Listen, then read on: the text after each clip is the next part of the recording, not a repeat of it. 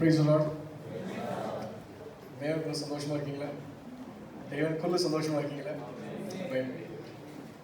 நல்லா புரிஞ்சுக்கோங்க. நான் ஃபர்ஸ்ட் செஷன்லேயே சொன்னேன், நம்ம கர்த்தர் மாதிரி ஒரு கடவுள் கிடையாது. அது எந்த ஒரு மாற்றமும் கிடையாது. அவர் தான் உண்மையான கடவுள். அவர் பேச்சை கேட்டால் நம்ம நல்ல வாழ்க்கை கொடுக்கணும். உண்மையில அவர் பேச்சை கேட்டோம்னா கொஞ்சம் கூட காம்ப்ரமைஸ் பண்ணக்கூடாது. நம்மளுடைய செல்ஃபை காம்ப்ரமைஸ் பண்ணக்கூடாது. அவருடைய வார்த்தையை காம்ப்ரமைஸ் பண்ணக்கூடாது. எப்படி வாழணுங்கிற விஷயத்த கரெக்டாக தெரிஞ்சுக்கிட்டு அப்படி வாழ்ந்தோம்னா பிரச்சனையே இருக்காது. என் சாட்சியை அப்படி நான் முடிச்சிட்டேன், அது போதும், அதுக்கு மேலே தேவையில்லை. ஆனால் ஒரு சில விஷயம் என்ன பார்த்தீங்கன்னா, நான் ரட்சிக்கப்பட்ட புதுசில் நான் போன சபைகள் ஆவியானவரை பற்றி பேச மாட்டாங்க, அந்நிய பாஷையில் பேச மாட்டாங்க. எனக்கு அந்த பழக்கம்லாம் கிடையாது. நான் ஆவியான நம்புகிறேன், அந்நிய பாஷைலாம் நம்புகிறேன், இல்லைன்னு சொல்ல மாட்டேன். ஆனால் எனக்கு அந்த அனுபவம்லாம் கிடையாது. 2014 நானும் மனைவி உட்காந்து நாங்கள் ஜாப் பண்ணிட்டு இருக்கும்போது காலையில் சர்ச்சுக்கு போகும்போது ஆஃபீஸ் போகும்போது எப்போவும் ப்ரே பண்ணிட்டு தான் எப்போதும் இப்போ இன்றைக்கி வரைக்கும் பழக்கம் உண்டு. மார்னிங் ஃபேமிலி ப்ரேயர் உண்டு, நைட் ஃபேமிலி ப்ரேயர் உண்டு, எப்போதும் நாங்கள் பண்ணுவோம். அப்போ அன்றைக்கி இந்த ஃபேமிலி ப்ரேயர் முடிச்சுட்டு நான் வண்டியை ஸ்டார்ட் பண்ணி என் காரை இந்த பேக் தான் வச்சுருந்தேன். இந்த பேக்கை வச்சு லேப்டாப் வச்சுட்டு லஞ்ச் பாக்ஸ் எடுக்க வந்தேன். அப்போ திடீர்னு தோணுச்சு, கொஞ்சம் ப்ரே பண்ணிட்டு போகலாம் இன்றைக்கி அப்படின்னு தோணுச்சு எனக்கு. சரி வண்டியை நான் ஆஃப் பண்ணிவிட்டு நான் திருப்பி பேக் லைட் கொஞ்சம் ப்ரெஸ்டாக என் ஒய்ஃப்ட்ட சொன்னேன், கொஞ்சம் ப்ரே பண்ணி நான் ஆஃபீஸ் போகிறேன், கொஞ்சம் ப்ரே பண்ணுவோம் அப்படின்னு. அப்போ நான் ப்ரே பண்ணிட்டு இருக்கும்போது நாங்கள் கடவுள் செய்த நன்மைகள்லாம் குறித்து நினச்சி ப்ரே பண்ணுவோம் அப்படின்னு சொல்லி. நம்ம கடவுள் செய்த நன்மைகள், குழந்தை கொடுத்துருக்காங்க. அப்போ எனக்கு அந்த பொண்ணு, அப்போ எனக்கு அந்த பொண்ணு தான் பிறந்துச்சு. என் பொண்ணு இப்போ ரெண்டு பசங்க உண்டு எனக்கு. குழந்தை பிறந்துச்சு, எப்படி சொல்ல தெரியல. அப்போ கடவுள் நன்றி சொன்னோம். ஆண்டவரே கொடுத்த குழந்தைக்கு நன்றி, 6 மாதம் ஆச்சு ஆண்டவரே, வேலைக்கு நன்றி, வாழ்க்கைக்கு நன்றி, காருக்கு நன்றி, வீடு வாங்கினேன். எல்லாம் நான் என்னுடைய சின்ன வயசுல வேக ஆச்சு. எல்லாமே கடவுள் ப்ளஸ் பண்ணாங்க. எங்கே போனாலும் என்னுடைய வேலையில் ஆண்டவர் ப்ளஸ் பண்ணாங்க. என் சம்பளம் மாறுச்சு, நிறைய தடவை மாறுச்சு. ஏன் நான் வேலையை விடும்போது 1 லட்சத்துக்கு மேலே சம்பாதிச்சேன். நான் அப்புறம் பிஸ்னஸ் ஆரம்பித்தேன். 2019 பிஸ்னஸ் ஆரம்பித்தேன். இஸ்ரேல் கம்பெனியோட டைப் பண்ணேன். அப்போ 2014 நான் சம்பாதிச்சிருக்கும் போது அந்த படம் தான் ரொம்ப அதிகமான பணம் சம்பாதிச்சுட்டு இருந்தேன். அது கடவுள் ஆசீர்வதிச்சான்னு சொல்லுவேன். கடவுள் ஆசீர்வதிச்சாங்க. எந்த என்ன செய்ய முடியும்? ஒரு மனுஷன், கடவுள் ஒரு மனிதனை ஆசீர்வதிச்சாருன்னா எந்த அளவும் கிடையாது. நீ காலாக்காமல், மேலாக்காமல், வாழாக்காமல், தடையாக்காமல் தான் சொல்ற கதெல்லாம் இருக்கட்டும். ஆனால் அவரும் ஒரு நினைச்சு சொல்வார் தெரியுமா, அவங்க மனசுல அதான் நடக்கும் உண்மை. அப்போ என்னன்னா, இதெல்லாம் நினைச்சு பூரிச்சு போய் நம்ம என்ன நினைச்சோம், தென்காசியில் ஹாஜி முஸ்தாபால வேலைக்கு போகணும்னு நினைச்சேன். அப்போ அப்படிதான் நினைச்சேன். அந்த ஒரு சூழ்நிலையில நான் சின்ன வயசுல அது பெரிய விஷயமா இருந்துச்சு. ஆனால் இன்னைக்கு நான் நல்லா உயர்வு கொண்டு வந்து இன்னைக்கு என்னுடைய கம்பெனியில் ஒரு 15 பேருக்கு மேலே சம்பாதிக்காங்க, வேலை செய்கிறாங்க, எல்லாரும் நல்லா சம்பாதிக்காங்க. இதெல்லாம் ஒரு ஆசீர்வாதம், கடவுள் கொடுத்த ஆசீர்வாதம். அப்போ 2016 அன்னைக்கு சூழ்நிலையில கடவுள் செய்த நன்மைகளை வச்சு நான் ஜாப் பண்ண ஆரம்பிக்கும் போது ஸ்தோத்திரம் ஆண்டவரே, நன்றி ஆண்டவரே, கொடாக்குடி ஸ்தோத்திரம், கொடாக்குடி நன்றி, எல்லாம் சப்ப கட்டுற மாதிரி தான் இருக்கு. நம்ம எப்போதான் செய்வோம், நமக்கு அதான் தோணும். நானும் இந்த விஷயத்த நான் சொல்லிட்டு இருக்கும்போது எனக்கு ஒரு சாட்டிஸ்ஃபேக்ஷனாகவே இல்லை, எனக்கு ஒரு திருப்தியாகவே இல்லை. என்ன சும்மா சொல்லிட்டு இருக்கோம், நன்றி ஆண்டவரே, ஸ்தோத்திரம் ஆண்டவரே, கொடாக்குடி நன்றி ஆண்டவரே, எல்லாம் சரிதான். ஆனால் எனக்கு ஒரு உணர்வே வர மாட்டேங்குது. நான் நல்லா யோசிச்சு பாருங்க. ஒரு சின்ன ஒரு குட்டி நாயை கூட்டு வந்து நீ முதல் நாள் பால் ஊற்றிக்க தெரியுமா? அன்னைக்கு ஆடுற நாய், அந்த வாழாடுற விசுவாசம் அது கடைசி வரைக்கும் காமிச்சிட்டு தான். அப்போ நீங்க நாட்கள் போகப்போ நீங்க அந்த குட்டி நாயை மறந்துட்டு பெரிய நாய் ஆயிடும். நீங்க அதிகமாக செலவு பண்ண மாட்டீங்க, நேரம் அதோட விளாட மாட்டீங்க, அது மாதிரி சுற்றி நடக்கும். ஆனாலும் பாருங்க, உங்களை பார்க்க போனா வாழாடும். அதுதான் அந்த விசுவாசம் தாங்க, நன்றி உணர்வுங்கிறது அதான். ஆக்சுவலா நீங்க நல்லா புரிஞ்சுக்கோங்க. இன்னைக்கு கடவுள் நம்ம வாழ்க்கையில செய்த நன்மைகளை நன்றி ஸ்தோத்திர வழியோ நன்றி சொல்லி முடிக்க முடியாது. உண்மையா இல்லையா? நன்றி சொல்ல முடிச்சிருப்பாங்க. நான் ஒருத்தர் ஹெல்ப் பண்ணியிருக்கேன், உடனே அவங்க தேங்க்யூ பதில் சொல்ல முடிச்சிருமா? சும்மா சொல்லுவாங்க தேங்க்யூ சொல்லி. ஆனால் அந்த உணர்வு இருந்துட்டே இருக்கும். கரெக்டா அந்த உணர்வு நமக்கு இருந்துட்டே இருக்கும். அப்போ எனக்கு இந்த உணர்வு அதிகமாக மேலோக்கும் போது நானும் என் மனைவி அழுது என்ன சேர்ந்தால என்ன நாங்கள் யோசிச்சுட்டு அழுது இருக்கும் போது எங்களையும் அறியாமல் நாங்கள் அபிஷேகத்தை நிறைவேற்றோம். நான் அந்நிய பாஷை பேச நானே மனைவியும் சேர்ந்து எங்களே அறியாமல் நாங்கள் அந்நிய பாஷை பேச ஆரம்பிச்சு. அப்போ நான் எனக்கு ஆஃபீஸ்க்கே போல ஒரு 6 மணி நேரம் 7 மணி நேரம் வீட்டில் தான், வேறு எதுவுமே இல்லை. ஆஃபீஸ்க்கே போகலாம். அப்படியே பேக்கோட என் மனைவி கையில் குழந்தைய வச்சுக்கிட்டா, நானும் பகிர்ந்து வந்துட்டு நாங்கள் அந்நிய பாஷை பேசிட்டே நாள் ஃபுல்லாக கிடந்துட்டோம். எனக்கு ஒரு விஷயம் தான் உணர்ச்சி, என்ன தெரியுமா? நான் என் சொந்த தெரிஞ்ச மொழியிலையோ நான் படித்த அறிவில் படித்த மொழிகளில நான் கடவுள் நன்றி சொல்றேன். நான் என்னையும் அறியாமல் என் ஆவிக்குரிய இந்த உலகத்திலிருந்து, ஆவிக்குரிய இந்த சரீரத்திலிருந்து, ஆவிக்குரிய விஷயத்திலிருந்து நான் நன்றி சொல்ல ஆரம்பிச்சேன். எனக்கு எந்த பாஷை தெரியாது, என்ன சொல்றேன்னு தெரியாது, ஆனா என் ஆத்மாக்கு அது சந்தோஷமா இருக்கும். அன்னைக்குல இருந்தா நான் கடவுளை உண்மையை சொல்றேன். நான் எப்பவும் சொல்றேன், எப்போ அந்த பரிசுத்த ஆவியோட அபிஷேகம் பெற்றோமோ, இந்த பரிசுத்தம்ங்கிற விஷயம் எனக்கு கடவுள் உணர்த்த ஆரம்பிச்சாங்க. எப்போ நான் அபிஷேகம் பண்ணப்படுமோ, இன்னொன்று கடவுள் பார்த்தீங்கன்னா அதுக்கப்புறம் தான் ஆண்டவரை நான் எப்போதும் தைரியமா சொல்லுவேன், நான் முகமுகமாய் பார்த்துருந்தது அதுக்கப்புறம் தான். அவர் முகமுகமா பார்த்துருக்காரு, எவ்வளவு உயரமா இருப்பாரு, எவ்வளவு அகலமா இருப்பாரு, எவ்வளவு அழகான முகம் இருக்கும் அவருக்கு. யங் ஃபெல்லோ, ஒரு 25 வயசு வாலிபனுக்கு எப்படி ஒரு அழகான முகம் இருக்குமோ, நல்ல சிறந்த முகம் இருக்குமோ, அவரை பார்த்தாலே தெரியும் இவர் தான் ராஜாச்சல் தெரியும் நமக்கு. அவ்வளவுதான், இவர் தான் ராஜாச்சல். நல்லா புரிச்சுக்கோங்க. இன்னைக்கு நீ கடவுளோடு வாழணும்னா முதல்ல சரீர பிரகாரமான விஷயத்தை விட்டுருக்கு. சும்மா எதுவும் செஞ்சிடாதீங்க. சும்மா எதிர்ச்சேன், சொந்த பால் வளர்க்கினேன், சும்மா நான் பாத்ரூம் போனேன், சும்மா வயல் வச்சேன், சும்மா வயல் லிட் பண்ணேன், சும்மா ஊழியத்தில் அந்த பசங்க சுத்தினேன், இதுல இந்த வேலை நமக்கு. நீங்க உணர்வு பூர்வமாக வாழ ஆரம்பிங்க. இன்னைக்கு ஏன் காதல் பண்ணும் போது மட்டும் உணர்வு பூர்வம் நமக்கு தோணுது? ஒரு மாணவன் ஒரு மாணவியை காதல் பண்றாங்க, ஒரு பெண் ஒரு ஆண் காதல் பண்றாங்க. எதுக்கு அவங்களுக்கு உணர்வு பூர்வமாக காதல் வருது? அதே சரீரமா வர மாட்டேங்குது. சரீரத்து காதல் வராது, அவனுக்கு உள்ள இருந்து காதல் வரும். அது ஏன் தெரியுமா? நம்ம எல்லாரும் புரிச்சுக்கோங்க, வேதம் சொல்லப்பட்டிருக்கு, ஆண்டவர் ஆதாம் ஏவாளை ஆதாம் படைக்கும் போது இந்த மண்ணில இருந்து எடுத்து படைச்சிட்டார் ஆண்டவர். நடந்து போன்னு சொல்லல, அந்த படைச்ச மனிதன் மேல ஆண்டவர் ஜீவ சுவாசம் ஊதுறாரு. அவன் நாசல்ல, அவன் ஜீவ ஆத்மாவை மாறான் வேதம் கத்து கொடுக்கும். கரெக்டா இல்லையா? அதுதான் அந்த ஆத்மா. புரிஞ்சுக்கிட்டீங்க? இன்னைக்கு நான் இங்க நிக்கிறேங்கிறது என்னுடைய சரீரம் இந்த உலகத்துல வாழ்வதற்காக. நான் உலகத்துல பிறந்தேன், உலகத்துல நடந்துட்டு இருக்கேன். எனக்கு ஒரு அப்பா அம்மா பிசிக்கலா உண்டு, எங்க அம்மாவுக்கு சரீரம் உண்டு, நான் அப்படி படைக்கப்பட்டேன், நான் வாழ்றேன். ஆனால் அந்த ஆத்மாங்கிறது தான் உண்மையான நான். நீங்க ஒருத்தர் இறந்து போயிட்டாங்க பாருங்க, போனம் கிடக்குன்னு சொல்லுவோம். எங்க போனா உள்ள வந்து மனுஷன் எங்க போனாங்க? ஒருத்தர் இறந்து போயிட்டாங்க, போனம் கிடக்கு. ஏன்னா உள்ள இருக்க அந்த ஜீவன் காணும், உள்ள இருக்க அந்த காத்து காணும். அந்த காத்து எங்கேயோ போயிட்டு, அது சொந்தமான காத்து, அது யாருக்கு சொந்தமோ அங்க போகுது, அவ்வளவுதான். அவர் தீர்மானம் பண்றாரு அந்த காத்து சொர்க்கத்துக்கு வரதா நரகத்துக்கு போனமான்னு சொல்லி. ஏன்னா அது அவருடைய காத்து. நல்லா புரிச்சுக்கோங்க. இன்னைக்கு நீங்க எல்லாரும் பாத்தீங்கன்னா இந்த சரீரம் இந்த உலகத்துடையது. ஆனா அது உள்ள இருக்கிற நீ யோசிக்க தெரியுமா? நான் பேசும்போது இதுதான் நீங்க நல்லா புரிச்சுக்கணும். இதுதான் வேதம் கத்துக் கொடுக்குது. ஆன்மீகம் கத்துக் கொடுத்த ஒரே மதம் கிறிஸ்தவ மதம். புரிச்சுக்கணும். ஏன் சொல்றேன் கேளுங்க.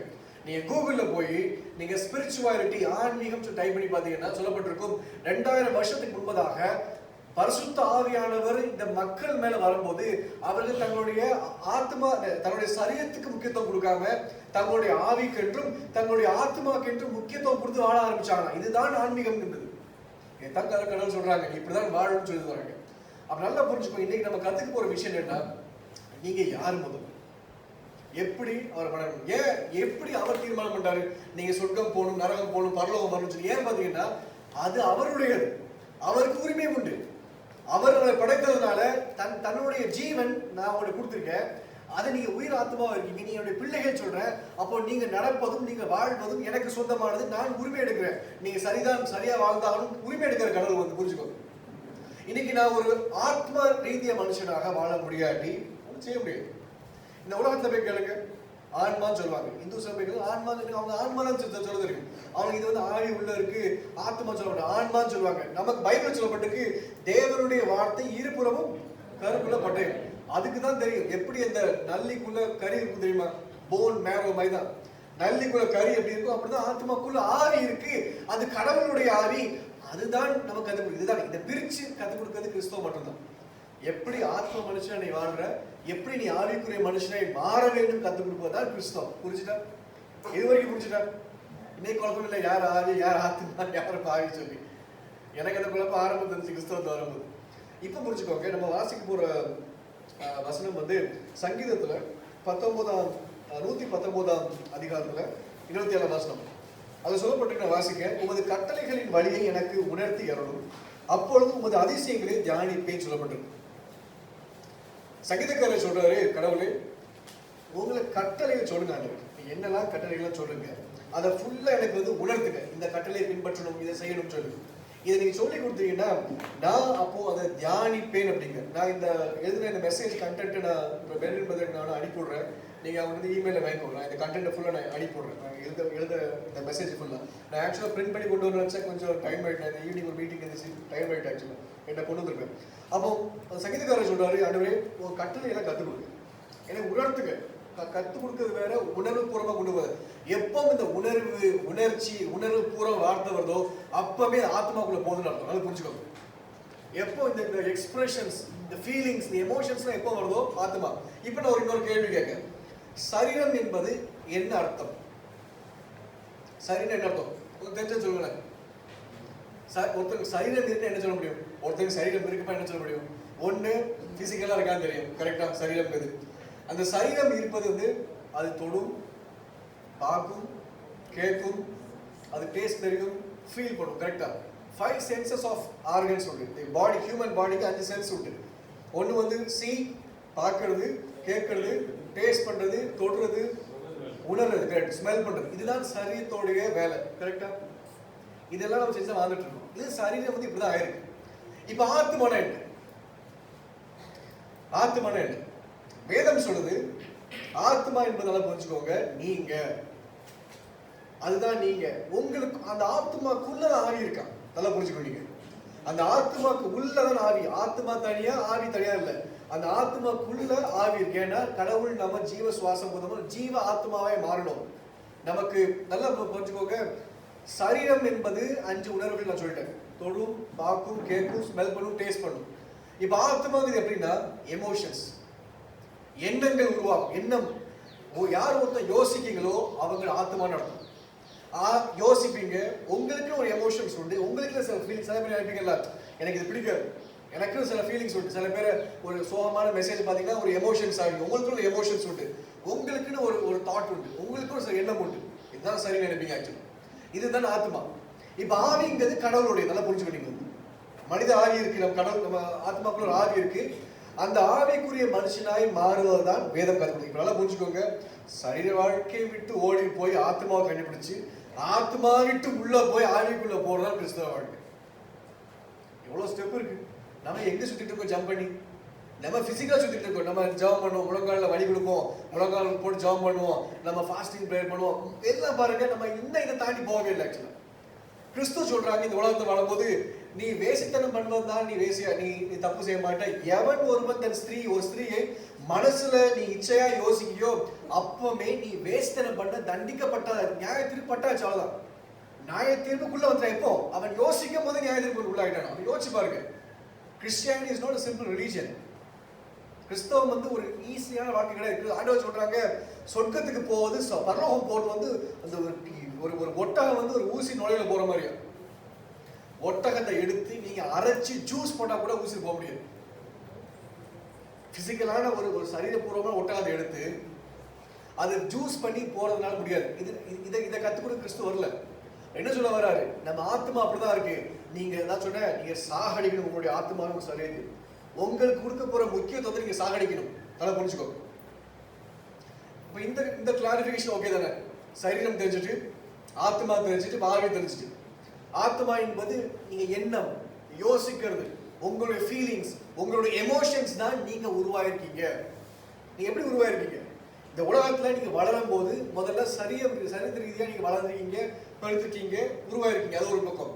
இன்னொரு பக்கம் பார்க்கும்போது உங்க ஆத்மாவும் அப்படியே நீங்க பார்த்த என்விரான்மெண்ட்ல இன்ஃப்ளூயன்ஸ் வளர்ந்துருக்கு. நான் ஒரு எடுத்துக்காட்டு சொல்றேன். தமிழ்நாட்டுல, ஆந்திரால, கன்னட நாட்டுல, கேரளால, இந்த சவுத் இந்தியாவில் பார்த்தீங்கன்னா ஜாதி என்பது தவறுன்னு நம்ம சின்ன வயசுல தெரியும், கரெக்டா இல்லையா? மத ரீதியா பிரச்சனை பண்ண கூட எல்லாருக்குமே தெரியும். ஏன்னா நம்ம வளர்க்கப்படும் போது நம்ம பார்த்த படங்கள்ல ஜாதிகளை ஏற்று பேசுவாங்க. நம்ம வளர்த்த ஸ்கூல்ல பாத்தீங்கன்னா தீண்டாமை சொல்லிருக்காங்க. தீண்டாமை வந்து தப்பு, ஜாதி தீண்டாமை வைக்கூடாதுன்னு சொல்லுவாங்க. நமக்கு சில விஷயம் சமுதாயம் கற்றுக் கொடுத்துட்டு. நீங்க டிவியை பார்த்து வளர்ந்துருக்கீங்க, நீங்க டிவியை கேட்டு வளர்ந்துருக்கீங்க, அக்கப்பக்கம் சொந்த கதையை கேட்டு வளர்ந்துருக்கீங்க. அப்ப அப்படித்தானே உருவாயிருப்பீங்க. உங்க ஆத்மா அப்படிதான் இன்ஃப்ளூயன்ஸ் ஆயிருக்கும். ஆத்மா இன்ஃப்ளூயன்ஸ் ஆகும், புரிஞ்சுக்கோங்க. உங்க ஆத்மா வந்து அதாவது எதெல்லாம் பார்க்குதோ எல்லாத்தையும் அது ஆசைப்படும், எதெல்லாம் கேட்குதோ கேட்டே இருக்கும். இச்சை என்பது என்னது? இச்சை என்பது கரெக்ட், சாரி கேட்க மாட்டேன், ஆசைதான், கரெக்ட். இச்சை என்பது இன்னும் ஒரு சின்ன எழுதிக்கான சொல்லணும்னா, எனக்கு நான் 4 இட்லி சாப்பிடுறேன், எனக்கு வயது போதுமா இருக்கு, 5வது இட்லி சாப்பிடணும் தெரியுமா, என் நிரம்பிட்டு வயிறு 4 இட்லி சாப்பிடுவேன், அதுதான் இச்சை. அந்த இச்சைக்கு அளவே கிடையாது. இப்போ நான் சும்மா யூடியூப்ல வீடியோ பார்த்துட்டு இருப்பேன், பார்த்துட்டே இருக்க தோணும். அப்படியே சும்மா பார்த்துட்டே இருப்போம், அப்படியே பார்த்துட்டு ஒருத்தர் கதை பேசுவாங்க, கதை கேட்டே இருக்க சொல்லுங்க கதை கேட்டே இருக்க தோணும். அதிகமாக இதுதான் நான் இச்சைங்கிறது. ஆக்சுவலி என்னை கேளுங்க கேட்டே இருப்பேன், பாருங்க பார்த்துட்டே இருப்பேன். நீங்க நல்லா புரிஞ்சுக்கோங்க, அந்த இச்சையை நீ கடவுள்கிட்ட கொடுத்தீங்கன்னா சரியான விஷயம். இதே நான் சொல்றேன், கடவுளுடைய வார்த்தையை நீ இச்சிக்கணும். முதல்ல கடவுளோட சமூகத்தை உட்கார்ந்து நீ இச்சிக்கணும். அதிகமாக கேட்போம், அதிகமாய் தியானிப்போம், அதிகமாய் கடவுளை குறித்து பேசுவோம், அதிகமாய் கடவுளுடைய பிள்ளைகளோட ஃபெலோஷிப் ஆகும் சொல்லும் போது அது நல்ல விஷயம். கடவுள் படைச்சதுல நன்மையான விஷயத்தை படைச்சாரு. நம்ம தீமைக்கு பயன்படுத்தும் போது தீமைக்கு போய் முடியுது எல்லாமே, அவ்வளவுதான் விஷயம். இப்போ இந்த விஷயம் நமக்கு தெளிவாயிட்டு, சரீரம் தெரிஞ்சுட்டு, ஆத்மா தெரிஞ்சுட்டு, ஆவி தெரிஞ்சுட்டு, ஆவியை குறிச்சு நம்ம பாப்போம் என்ன பண்றோம். சங்கீதக்காரர் சொல்றாரு, ஆண்டவரே உங்களுடைய உமது கட்டளைகளின் வழி எனக்கு உணர்த்தியாலும் அப்பொழுது உமது அதிசயங்களை தியானிப்பீங்க. இப்ப ஏன் சங்கீதக்காரர் இந்த விஷயத்தை கடவுள் நம்பிக்கை? நான் சின்ன ஒரு கேள்வி கேட்கிறேன். இன்னைக்கு நான் என் மனைவி நேசிக்க வச்சுக்கோங்களேன், என்ன அர்த்தம்?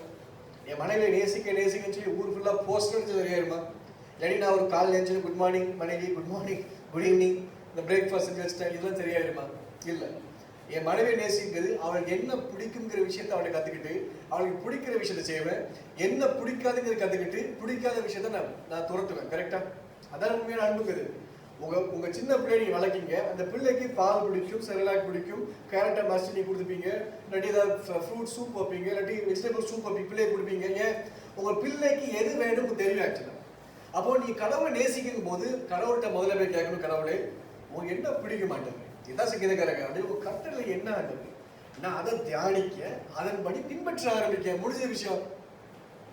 அப்ப அதை பின்பற்றும் போது முதல்ல நம்ம வெறுக்க நம்மளை கத்துக்கணும், நம்மள கத்துக்கணும். நம்மளை வெறுக்க சொல்லும் போது முதல்ல இந்த சரீர வாழ்க்கைக்கு முக்கியத்துவம் கொடுக்காது. அதான் முதல் விஷயம். நான் உங்களை மேக்கப் போடாதீங்க, சட்டை அழகான சட்டை போடாதீங்கன்னு சொல்லவில்லை, நீங்க போடுங்க, அதான் ஒரு பெரிய உங்களுக்கு, ஆனா அது முக்கியத்துவம் கொடுத்துறாதீங்க. அதான் சொல்லுவாங்க. கடவுள் சொல்றாரு, நான் பரிசுத்தமா இருக்கிறது மாதிரி நீ பரிசுத்தமா இருக்கணும். நான் ஒரு கேள்வி கேட்பேன், நீங்க கடவுள், நீங்க மனுஷனா இங்க இல்லை, நீங்க பரலோகத்துல பரிசுத்தமாக தான் பிறக்கப்பட்டிருக்கீங்க, பரிசுத்தமா தான் இருக்கீங்க. நீங்க உங்களுக்கு பரிசுத்தம் சரியானது. அது எப்படி கடவுள் ஏண்டதுன்னு சொல்லலாம், நான் பரிசுத்தமா இருக்கிறது போல் நீ பரிசுத்தமா இருக்குன்னு சொல்லி என்ன நியாயம் இருக்கு? மோசே இந்த கேள்வி கேட்காரு. யாத்ராகம புஸ்தகத்துல 3ஆம் அதிகாரத்துல கடவுள்கிட்ட கேட்காரு, கடவுள் உங்க பேர் என்ன, உன் நாமம் என்ன? நீங்க சொல்லிட்டீங்க ஒரு கடவுள் தரிசனமான போய் நீ எகிப்து மக்கள்கிட்ட சொல்லு, நீ இஸ்ரேல் மக்கள்கிட்ட போய் எபிரேய மக்கள்கிட்ட சொல்லு, உன் கடவுள் வந்தாங்கன்னு சொல்லி அப்படின்னு சொல்றீங்க. நான் போய் சொல்ல அவன் என்ன சொல்லுவான், யாருப்பா அது? நீங்க எகிப்துல 10 கடவுள் இருக்கு, அதுக்கு மேல நிறைய கடவுள் நான் பார்த்து இருக்கோம், எங்க ஆபிரகாம் கடவுள் யாரும் தெரியும், நீ யாரை கொண்டு வருவ, யாரை சொல்ற அப்படிங்கிற ஒரு கேள்வி கேட்டாங்கன்னா மோசே நம்ப மாட்டாங்க. அதான் மோசே கடவுள்கிட்ட கேட்காரு, உங்க நாமம் என்ன ஆண்டவரே? நீங்க ஆபிரகாமுக்கு என்னத்தை சொன்னீங்க, நீங்க ஈசாக்குக்கும் இஸ்ரேலுக்கும் நீங்க என்னத்தை காமிச்சிங்க ஆண்டவரே, உங்களுடைய நாமம் என்ன சொல்லும் போது கடவுள் சொல்வாரு, என் நாமம் இருக்கிற வண்ணமாகவே இருக்கிறேன் அப்படின்னு. I am who I am. One of the classical answer from the God. நல்லா புரிஞ்சுக்கோங்க. நான் மகா பெரிய பராக்கிரமசாலி, நான் அதே படத்தை இதே படத்தை சொன்னா கூட ரைட் விட்டுலாம். ஒரு கிளாசிக்கல் ஆன்சர் கடவுள் கொடுத்தாரு. ஒரு மனிதன் முதல்ல கடவுள்கிட்ட கேள்வி கேட்கான், கடவுள் கொடுத்த முதல் பதிலே அல்டிமேட் ஆஃப் அல்டிமேட் ஆகும். அதுக்கு மேல எதுவுமே கிடையாது. நான் ஒருத்தமா இருக்கேன், நீங்க யாரு? நான் 10ஆவதுல ஒருத்தன், 10 பேர் அடிச்ச ஒருத்தன், நான் ஒருத்தன் தான் இருக்கேன், நான் ஒருத்தன் தான் இருக்கேன், நான் இருக்க வேண்டாமாகவே இருக்கேன், நான் ஒருத்தன் தான், என்னுடைய நாமம் யெகோவா அப்படிங்கிறவர். நீங்க யாத்ராகம புஸ்தகத்துல நீங்க 3ஆம் அதிகாரம் 6ஆம் அதிகாரம் நீங்க எழுதி வச்சுக்கோங்க, அது சொல்லப்பட்டிருக்கு, நீங்க வாசிக்க தெரியும். நான் இருக்கிற வேண்டாமா இருக்கிறேன் அப்படிங்கிற அந்த இருக்கிற வேண்டாமா இருக்கிறது தான் ஆண்டவராக இயேசு கிறிஸ்து புதிய ஏற்பாட்டுல நிறைய இடத்துல I am the bread of the life, நான் தான் ஜீவப்பம், நான் தான் வாசல், நான் தான் கதவு சொல்லும் போது ஏன் தெரியுமா அந்த ஜூத மக்கள் கோபப்பட்டாங்க? அவர் சொன்ன பதம் எப்படி எபிரேய மொழியில யாஹ்வே சொல்லுவாங்களோ அது கிரேக்ல குரியோஸ் அப்படிம்பாங்க. கிரேக் மொழியில யாஹ்வேக்கு குரியோஸ் சொல்லுவாங்க. எலோஹிம்னா கடவுள் அர்த்தம், எலோஹிம்னா தியோஸ் அப்படிம்பாங்க கிரேக்ல. தியோஸ்னா கடவுள் அர்த்தம், எலோஹிம்னா கடவுள் அர்த்தம். யாஹ்வேங்கிறது உடன்படிக்கையின் கடவுள் அர்த்தம், குரியோஸ்ங்கிறது கிரேக்ல உடன்படிக்கை கடவுள் அர்த்தம். அவர் தன்னை யாஹ்வே சொன்னதுனால தான் இங்க கல்ல கொண்டு எறிய போறார். நான் ஜீவப்பம், நான் தான் பலியான ஆடு சொல்லுவோம். அவன் அதுக்கு ஐயம் சொல்லி இங்கிலீஷ்ல நான் சொல்ல வரல. அந்த வார்த்தையை நீங்க கிரேக் மொழியில நீங்க பைபிள் வாசிக்க தெரியும். கிரேக்ல நீங்க போய் நீங்க கொய்னி கிரீக்ல நீங்க புதிய ஏற்பாடு வாசிக்க வேணா, நீங்க ஆன்லைன்ல சர்ச் பண்ணி பாத்தீங்கன்னா குரியோஸ் KURIOS குரியோஸ் வந்துட்டே இருக்கும். இந்த குரியோஸ் வார்த்தைக்கு எக்ஸாக்ட் இதுதான் யாஹ்வேங்கிறது. அதான் கோபப்பட்டாங்க அவங்க. அதான் மோசே கேட்கிறாரு, உங்க பேர் என்ன? நான் இருக்கிற இடமா இருக்கு, நான் ஒருத்தன் தான் இருக்கேன் அப்படிங்க. நான் என் பேர் நான் உடன்படிக்கை கடவுள், நான் சும்மா இருக்க வர மாட்டேன், நான் உடன்படிக்கை பண்ணிதான் எல்லாரையும் ஆசீர்வதிப்பேங்க. ஆக்சுவலா இந்த கடவுளை தான் முதல்ல கத்துக்கிட்ட விஷயம். Who is our god? நம்மளோட கடவுள் யார்? அவர் யாஹ்வே, கிரேக்கில் குரியோஸ். இதனால தான் ஜீசஸை அடிக்க போனாங்க. இவர் குரியோஸ்ங்கார, இவர் யாஹ்வேங்கார, நம்ம கடவுள் போய் யாஹ்வே ஆச்சு அப்படிங்காங்க. நீங்க போய் பாருங்க தெரியும், நீங்க பைபிள்ல நிறைய ஆப்ஸ்லாம் உண்டு. ஹீப்ரூ ஆப், இங்கிலீஷ்ல உண்டு, கொய்னி கிரீக் ஆப்லாம் உண்டு நியூ டெஸ்டமெண்ட்டுக்கு. நீங்க வாட்சிங்க உங்களுக்கு அழகா புரியும். இன்னொன்று பார்க்கும்போது சொல்லப்பட்டிருக்கும், இதில் உடன்படிக்கை கடவுள். நான் இன்னைக்கு ஒரு வீடு கட்ட போறேன், கடவுளுடைய பைபிளையோ கடவுளுடைய சிலுவையை கொண்டு போய் அந்த இடத்துல வீடு கட்ட இடத்துல போய் நிப்பாட்டி வச்சு நீங்க இப்ப இந்த இடத்தை ஆசீர்வதிங்க ஆண்டு சொல்லும் போது ஆசீர்வதிக்க மாட்டாரு. அப்படி பண்ணா ஈஸியா போயிருமே. அதானே இந்த மக்கள் பண்றாங்க. ஒரு சிலையை கொண்டு போறாங்க, அந்த இடத்த பிரதிஷ்டை பண்றாங்க, அதை குளிப்பாட்டு அந்த இடத்த அவங்க கடவுளுக்கு கொடுக்காங்க. அப்ப நமக்கு கடவுள் என்ன வித்தியாசம் இருக்கு? இவர் உயிருள்ள கடவுள், இவர் உடன்படிக்கை பண்ணி தான் செய்வார். இன்னைக்கு நான் ஒரு கேள்வி கேட்கிறேன், உங்களுக்கும் கடவுள் உடன்படிக்கை இருக்காம? நீங்க ஆபிரகாம் இனமா? நீங்க மோசே மூலமா வந்தீங்களா? ஆபிரகாம் மூலம் வந்தீங்களா? நோவா மூலம் வந்தீங்களா? ஆதாம் உடன்படிக்கையில வந்தீங்களா? ஏசாயா சொன்ன மாதிரி, எரேமியா சொன்ன மாதிரி புதிய உடன்படிக்கை கிறிஸ்து மூலமா வந்துக்கிட்டாங்க. புரிஞ்சுக்கோங்க. ஆமென். அவருக்கும் அவர் எப்போ பார்த்துக்கோங்க, கடவுள் வந்து முதல்ல உடன்படிக்கை பண்ணுவாரு, அப்புறம் தான் ஆசீர்வதிப்பார். எழுதுற பார்த்தோம், முதல்ல நீ இங்க வா, நான் இங்க வரேன், ரெண்டு பேரும் சேர்ந்து நான் உன் கடவுளா இருக்க ஆசைப்படுறேன். ஏன் பேச்சை கேட்பியா? நான் சொல்லுவேன், உங்க பேச்சை கேட்க ஆண்டவரே, நீ என் கடவுளா இருக்க அப்படிங்க. அப்போ ரைட்டு, நீ பரிசுத்த ஜாதி, நீ மேன்மையின் ஜாதி, நீ உயர்ந்த ஜாதி, நீ எனக்காக வாழலாம் அப்படிங்காரு. நான் ஓகே ஆண்டவரேங்க, இனி ஒரு ஆசீர்வதிக்க அப்படிங்க. நீங்க எல்லா பக்கம் போறீங்க. ஆண்டவர் பாத்தீங்கன்னா இஸ்ரேல் மக்களை எகிப்துல 300-400 வருஷம் அடிமை, அவங்க கீழ் ஜாதின்னு சொல்லி மனசுல பதிஞ்சது. அவங்க மனசுல புரிஞ்சுக்கோங்க. எப்படி இந்த எகிப்து சாம்ராஜ்யம் வந்து பெரிய சாம்ராஜ்யமா இருந்தாங்க. எப்படி ஹராப்பா சாம்ராஜ்யம் நாகரிகம் சொல்றாங்களோ அதே மாதிரி எகிப்து நாகரிகம் பெரிய உயர்ந்த, இன்னைக்கு யூஎஸ் மாதிரி, அமெரிக்கா மாதிரி. அமெரிக்கால இன்னைக்கு ஜூவிஷ் தான் கீழ்த்தர மக்கள், ஒருவர் கீழ் ஜாதி மக்கள் வச்சு என்ன இருக்கும் மனசுல, அதான் பதிஞ்சு கரெக்டா. 400 வருஷமா அடிமைத்தனம் அவங்க மனசுல ஏறி இருக்கு. அப்பேற்பட்ட எகிப்து சாம்ராஜ்யத்துல கடவுள் மோசே கொண்டு போய் அந்த மக்களை கூட்டு வரும்போது சீனாவில் வச்சு முதல் சொல்லுவாரு, இனி நீ உயர்ந்த ஜாதி மாதிரி. முதல்ல அடுத்த நிமிஷம் நீ இனி பரிசுத்த ஜாதி, இனி கடவுளை ஆராதிக்கிற ஆசாரிய ஜாதி மாதிரி. எப்படி யோசிச்சு பாருங்க. இன்னைக்கு நான் ஒரு 40 வருஷமா ஒரு வீட்டுல அடிமையா இருக்கேன். யோசிச்சு பாருங்க. என் தாத்தாக்கு தாத்தா 400 வருஷமா நான் ஒரு வீட்டுல அடிமையா இருக்கேன். அடிமையா பாத்திரம் கழுவிட்டு இருக்கேன். இப்ப திடீர்னு என்ன ஒருத்தர் கூட்டு போய் வச்சுட்டு நீ தான் என்னுடைய ஜனத்துல எப்படி பூரிச்சு யோசிச்சு பாருங்க. அந்த இஸ்ரேல் மக்களுடைய மனோபாவம் எப்படி இருக்கு யோசிச்சு பாருங்க. அழுது புலம்பிப்பாங்க, இந்த கடவுளையா நான் மிஸ் பண்ணுவோம் சொல்லி. இதெல்லவா கடவுள் சொல்லிப்பாங்க. அந்த வசனம் சொல்லப்பட்டிருக்கும், கடவுளை எல்லாரும் தரிசனம் பண்ணாங்க. அந்த இடத்துல கடவுள் சொல்லுவாரு, எல்லா இஸ்ரேல் மக்களையும் ஆண்டவர் கேட்பார், என் பேச்சை கேட்பீங்களா கேட்பார். எல்லாரும் கேட்போம். ஆமா, ஷேமா இஸ்ராயேல் ஆண்டவர் சொல்லுவாங்க. ஷேமானா என்னது?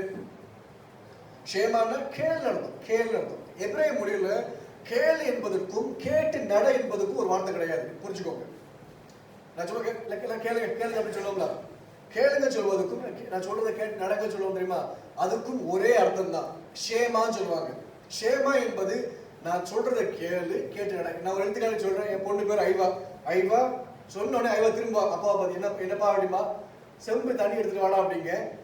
நான் எடுக்க மாட்டேன்னு சொல்ல முடியாது.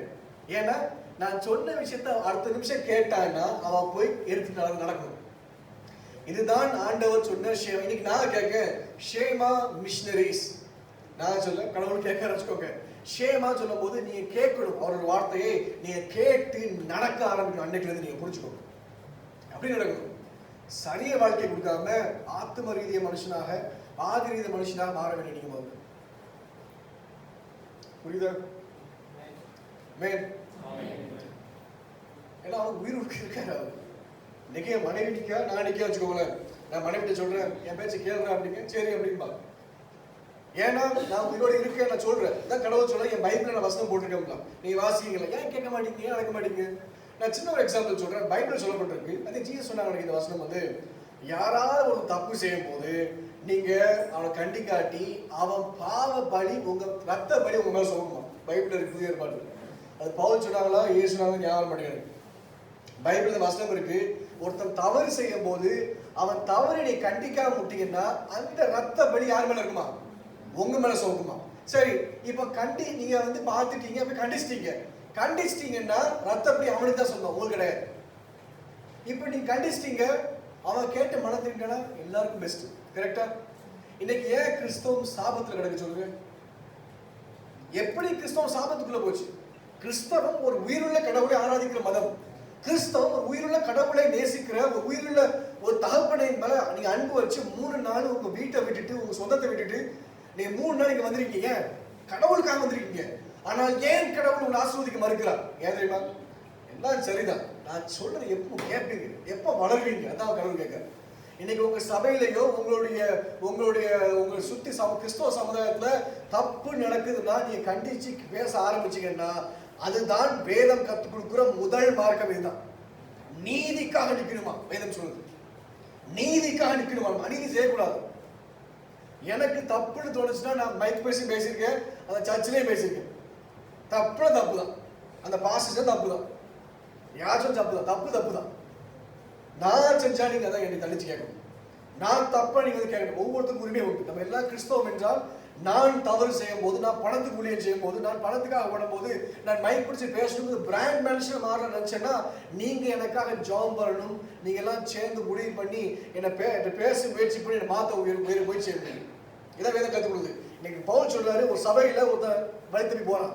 முதல்ல பாஸ்டர் போய் தனியா பேசுங்க, கேட்கலையா மூப்பர்லாம் போய் சேர்ந்து பேசுங்க அப்படிங்க. இல்லையா எல்லாரும் சேர்ந்து பேசி அவனை ஒதுக்கி வைங்க அப்படிங்க. இதுதான் ஆதிகால கிறிஸ்துவ தான் வளர்ந்துருக்கு. தவறு செய்த நீ கள்ள உபதேசம் பண்ண ஒதுக்கி வைக்குது. இன்னைக்கு என்ன ஆச்சு, ஒதுக்கி வச்சு அவன் ஃபுல்லா சர்ச்ச ஆரம்பிச்சுட்டான். பிரச்சனை இன்னைக்கு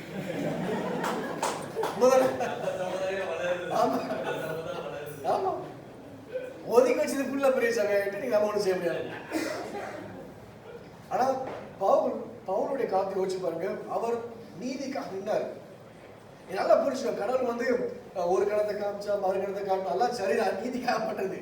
ஆனா உள்ள தப்பானது அப்படிங்கிறார். முதல்ல வெளியே ஒருத்த வாரா உங்களை புரிஞ்சுக்க மாட்டேங்க, அவன் தப்பட்டு போனா விட்டு மன்னிச்சு விட்டுருங்காரு. உள்ள இருக்கிறவன திருத்துங்காரு கடவுள். எப்படி திருத்தாம செய்ய முடியும்? நான் ஒரு சின்ன கேள்வி கேட்க, எப்படி திருத்தாம கண்டிக்காம ஒருத்தருக்கு தோணும்? பவுல் சொல்றாரு ஒரு இடத்துல, இப்போ உங்க சபையில ரோமன்ல வரும், உங்க சபையில ஒரு ஞானவானே கிடையாதா? உங்க சபையில ஒரு பரிசுத்த ஒரு ஞானவான் கிடையாது, ஏன் கோர்ட் கேஸுக்கு போற? இந்த இஸ்லாம்ல பாருங்க, முதல்ல பிரச்சனை வந்துட்டா ஜமாத்துக்கு தான் போவாங்க. ஜமாத்துல ஷரியா சட்டம் படி என்ன சொல்லப்பட்டிருக்கு அதான் கேட்பாங்க. இவன் சுப்ரீம் கோர்ட் போட்டு இன்டர்நேஷனல் கோர்ட் எங்கனாலும் போட்டுவோம், இதை சொல்றதான் கேட்பாங்க முதல்ல. இது இல்லாட்டி தான் முதல்ல லீகல் கேஸ்ல போவாங்க.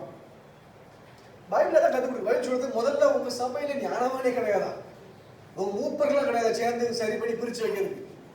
என்கிட்ட யாராவது ஏதாவது பிரச்சனை கால் பண்ணா நான் முதல்ல உங்க சர்ச் பாஸ்டர் நம்பர் கேட்பேன், அவங்க ஊழியக்காரர் நம்பர் கேட்பேன், நான் பேசவா கேட்பேன். அந்த அம்மாவே வேணாம்னு சொல்லி நான் என்ன செய்வேன்? ஏதாவது பிரச்சனைனா நம்ம என்ன செய்யணும்? நீங்க எந்த சபையில வாழ்றீங்களோ அந்த போதர்களை மீட் பண்ணி சபையில் மூப்பர் இப்படி சிஸ்டமேட்டிக் கிடையாது. பிரச்சனையே சர்ச்சில் தான் போனீங்க, சர்ச் தான் பிரச்சனை பண்ணிட்டு போகுது எல்லா ஆத்மாக்கும். நான் எல்லாமே சொல்ல வரல, சிலர்களை சொல்ல வரேன். எல்லாரும் அப்படி. நான் நிறைய நல்ல சபையில பார்த்துருக்கேன், நல்ல போதர்களை பார்த்துருக்கேன். அவங்க தியாகத்தோடு உணர்வோடு எதையும் எதிர்பார்க்காமல் கர்த்தருக்கு ஓடி ஊழியம் செய்யறாங்க. நான் அவளுக்கு சொல்ல வரல, நான் சொல்றது 0.001% தெரியுமா, அவங்க தான் சொல்லிட்டு வரேன். வேதம் சொல்லுது, என் கட்டளைகளை நீ கைகொள். இதுக்காக தான் கேட்கறேன். ஆண்டவரே ஒரு கட்டளை சொல்லுங்க ஆண்டவரே, நீங்க சொன்னாதான் ஆண்டவரே எங்களுக்கு தெரியும் அப்படிங்கிறது. எங்களுக்கு தெரியாது ஆண்டவரே. நல்லா புரிஞ்சுக்கோங்க. நான் சொன்னேன், இந்த கடவுள் வந்து முதல்ல என்னன்னா உடன்படிக்கை கடவுள் சொன்னோம்ல. உடன்படிக்கை என்பது அந்த மக்களை கூப்பிட்டு கடவுள் சொல்றாரு, இஸ்ரேல் மக்களை எழுத்துல கொண்டு வந்துட்டு இந்த சீனா மேல கொண்டு வந்துட்டு இனி என் பேச்சை கேட்பீங்களா அப்படின்னு கடவுள் கேட்காங்க. அவங்க எல்லாரும் சேர்ந்து ஆமான்னு சொல்லுவாங்க. அந்த வசனம் அப்படிதான் போகும். அந்த யாத்ரா புஸ்தகம் ஃபுல்லா கணக்கு சொல்லப்பட்டிருக்கு. அந்த குறிப்பிட்ட சம்பவத்துல எல்லாரும் சேர்ந்து ஆமா உங்களை பின்பற்றுவாங்க. அடுத்த நிமிஷம் ஆண்டவர் சொல்லுவாங்க, மோசே மூலமா இனி உடன்படியை கொண்டு போய் மோசே தனியா கொண்டு போய் 10 கட்டளை கொடுத்து அனுப்பி வச்சிருவாங்க. அப்புறம் 613 கட்டளைகள் உண்டு பைபிள். நல்லா புரிஞ்சுக்கோங்க, பைபிள்ல 613 கட்டளைகள் உண்டு. என்னென்ன கட்டளைகள் வாசிங்க, கடவுள் அவருடைய விருப்பத்தை பாருங்க. நான் சொல்லுவேன், நீங்க அந்த கட்டளைகளை வாசி எப்படி சொல்றாரு. நான் வந்து இன்னைக்கு என் மனைவி என்ன புரிஞ்சுக்கணும்னா, என் மகா என் பொண்ணு என் பையனை என்ன புரிஞ்சுக்கணும்னா, நான் என்னென்ன சொன்னெல்லாம் கேட்கணும், இப்படிலாம் ஜட்ஜ் பண்ணியிருப்பேன், என்னெல்லாம் செஞ்சிருப்பேன், சமைக்கும் போது வீட்டில் இருக்கும் போது பிரச்சனை வரும்போது எப்படிலாம் நான் ஒரு தீர்ப்பு செஞ்சிருப்பேங்க பார்த்தான்னா என்னுடைய உணர்வை புரிஞ்சது. உண்மைதானே? இன்னைக்கு நான் என்னென்ன தீர்மானம் செஞ்சேன், எப்படி இருக்கங்கிற விஷயத்த நீங்க தெரிஞ்சுக்கிட்டீங்கன்னா என்னை பத்தி ஃபுல்லாக ஸ்டடி பண்ணிப்பீங்க. கரெக்டா? அதான் கடவுள் சொல்றேன். அதான் சங்கீதக்காரர் சொல்றேன், உங்க கட்டளை எல்லாத்தையும் நான் கற்பனையை ஃபுல்லா கத்துக்கிட்ட ஆண்டவரே, நான் உங்களை மாறணும் ஆண்டவரே அப்படிங்காரு. சங்கீதக்காரர் தான் சொல்ல வர. நீங்க நம்ம முதல்ல இந்த சங்கீதக்காரர் மாதிரி நீங்க இந்த கேள்வியை கேட்டீங்கன்னா, உங்க கடவுள் யாரு? உடன்படிக்கை கடவுள். இப்ப நீங்க யாரு? அர்த்தம். இன்னைக்கு நமக்கு வந்து மோசே மூலமாகவோ ஆபிரகாம் மூலமாகவோ உடன்படி கிடையாது. நமக்கு அந்த தேவன் மூலமாக உடன்படி கொடுக்கப்பட்டிருக்கு. பைபிளில் சொல்லப்பட்டிருக்கு புதிய உடன்படிக்கை. புதிய உடன்படிக்கை வந்து நமக்காக கர்த்தர் இந்த உலகத்துக்கு வந்து அந்த கிறிஸ்துவின் ரத்தத்தையும் கிறிஸ்துவை நம்பும் போது நம்ம ஒவ்வொரு நாளும் நம்ம வந்து அப்பத்தையும் ரசத்தையும் எடுத்துட்டு ஆண்டவராக இயேசு கிறிஸ்து அவர் காட்டி கொடுக்கப்பட்ட ராத்திரிக்கு முன்பதாக அவர் இந்த அப்பத்தை பித்து எனக்கு தந்தார் சொல்லும் போது அவர் சரீரத்தின் சரீரமாய் மாறணும். அந்த ரசத்தை பானம் பண்ணும்போது அவருடைய ரத்தத்துக்கு ரத்தமாய் மாற வேண்டும். அந்த புதிய உடன்படிக்கையை நான் நினைவு கூர்ந்து என் வாழ்க்கையில நான் வாழ ஆரம்பிக்கிறேன். அல்லேலூயா. இதுதான் நம்மளுடைய போதனை, இதுதான் நம்மளுடைய பிரின்சிபல்ஸ், இதுதான் நம்மளுடைய பிரிசெப்ட்ஸ், இதுதான் நம்ம கடவுள் கொடுக்கப்பட்ட கட்டளைகள், இதுதான் நம்ம செய்யப்பட வேண்டிய விஷயம். நம்ம அவ்வளோதான். நான் என் மனைவி நாங்கள் தினமும் அப்புறம் எடுப்போம். ஏன் தெரியுமா? தினமும் நினைவு கூறுவோம். ஒவ்வொரு நாளும் விட்டுப்போம். நாங்கள் ஒரு கடமையை செய்ய மாட்டோம், எங்களுக்கு வந்து உணர்வு பூர்வமாக செய்வோம். ஒவ்வொரு நாளும் நைட் பண்ணும்போது எங்களுக்கு தோணும் அவர் நினைவு கூறுவோம்னு சொல்லி. ஒவ்வொரு சனிக்கிழமை நான் காலையில் எங்கேயும் மீட்டிங் போக மாட்டேன். காலையில் உட்காந்து மனம் திரும்பும். உட்காந்து எப்போ ஒவ்வொரு நாளும் ஒவ்வொரு சனிக்கிழமை காலையில் உட்காந்துட்டு மனம் திரும்பது தான் உட்காந்து பண்ணுவோம். உட்காந்து எல்லாத்தையும் யோசிச்சு மனம் திரும்பி அவருடைய உடன்படிக்கையில் மறுபடியும் வந்து நாங்கள் புதுப்பிச்சுட்டே இருப்போம் ஒவ்வொரு நாளும். இதுதான் நீ வாழ்ந்தாகும். அடுத்து பார்க்கும்போது பைபிள் சொல்லப்பட்டிருக்கு, அந்த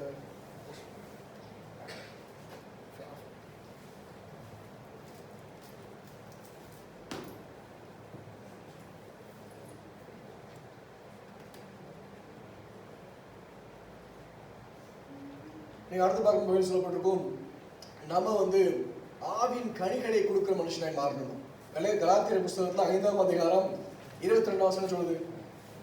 வாசிங்க. கலாத்தியர் 5ஆம் அதிகாரத்துல 22. ஆவியின் கனியோ அன்பு, சந்தோஷம், சமாதானம், நீடிய பொறுமை, தயவு, நற்குணம், விசுவாசம், சாந்தம், இச்சையடக்கம்.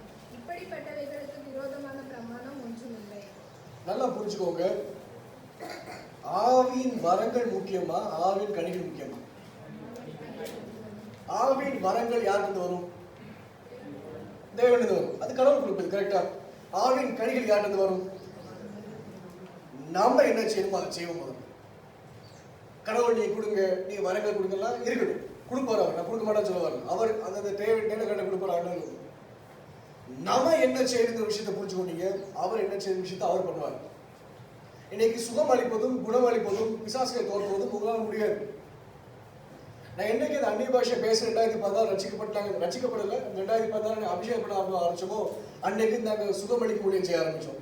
அப்புறம் நாங்கள் நைட்டான அந்த நிறைய பேர் அந்த சென்னையில் இருக்கிறதுனால இருக்கும்போது நிறைய பேர் கூப்பிடுவாங்க, பிசாசு முடிச்ச வீட்டை கூப்பிடுவாங்க. நாங்கள் போய் பிசாசு தோற்ற ஆரம்பிச்சோம். அப்போ திக்கு தசமாக சொல்ல போட்டு அதை சொல்ல ஆரம்பிச்சோம். இது எல்லாமே கடவுள் கொடுப்பது. இதுக்கும் எனக்கு ஒரு சம்மந்தம் கிடையாது. சுகமளிக்க போறோம், சுகமளிக்கல எனக்கு ஒரு பிரச்சனையே கிடையாது. ஐயோ நம்ம சுகமளிக்க போனோம், ஐயோ சுகமால எனக்கு ஒரு பிரச்சனை கிடையாது. கடவுள் சுகமளிக்க நினைச்சா சுகமளிச்சு போயிட்டே இருப்பார். அவ்வளவுதான். நம்ம ஃபோக்கஸ் பண்ண வேண்டியது நம்ம என்ன செய்யணுங்கிறது. இது என்னது? அந்த ஆவின் கனிகள் அன்பு, சமாதானம், நீடிய பொறுமை, நீடிய சாந்தம், என்னது அதெல்லாம் நல்ல ஒரு ஆத்மானது ஒரு விஷயம். கரெக்டா?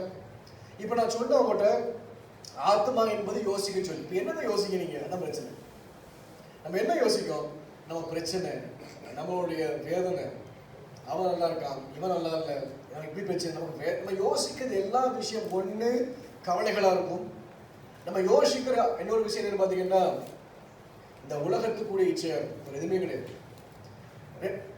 ஸ்போர்ட்ஸு, பாலிடிக்ஸு, செலிபிரிட்டிஸ், இது மூணு இல்லாத ஏதாவது ஒரு நியூஸ் பார்த்துருக்கீங்களா? நீங்க 3 பேர் சேர்ந்து பேசுறீங்க, செக்குலரா பேசுறாங்க. ஒரு சாதாரண ஒரு 3 பேர் சேர்ந்து பேச, கிறிஸ்தவரை விட்டுருங்க, 3 பேர் சேர்ந்து பேச என்ன பேசுவாங்க? ஒன்று அரசியல், இல்லாட்டி ஸ்போர்ட்ஸ், இல்லாட்டி செலிபிரிட்டிஸ், படங்களை பத்தி பேசுவோம். இதை தவிர எதுவும் பேச மாட்டோம். அரிஸ்டோட்டல், பிளாட்டோ, அவங்க யாரு? தத்துவ ஞானிகள். கரெக்டா? தத்துவத்தை பேசுறவங்க. அவங்க எப்படி அப்பேற்பட்ட ஞானம் கிடைச்சது?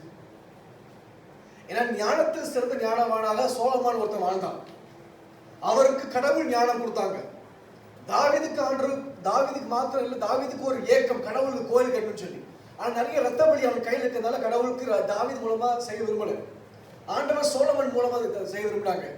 ஆண்டவர் சோலமன் பாத்தீங்கன்னா ஆண்டவர் அவ்வளவு ஆசீர்வதிச்சு சோலமான் மிக சிறந்த ஒரு ஒரு லெபனோன் மரங்கள் தங்கம் வைரம் வைடூரியம் சொல்லி ஒவ்வொரு இந்த சிமெண்ட் பூசுற இடத்துல எல்லாம் தங்கத்தை வச்சு சுரண்டி உள்ள வச்சு கட்டியிருக்காங்க மொத்தத்தையும்.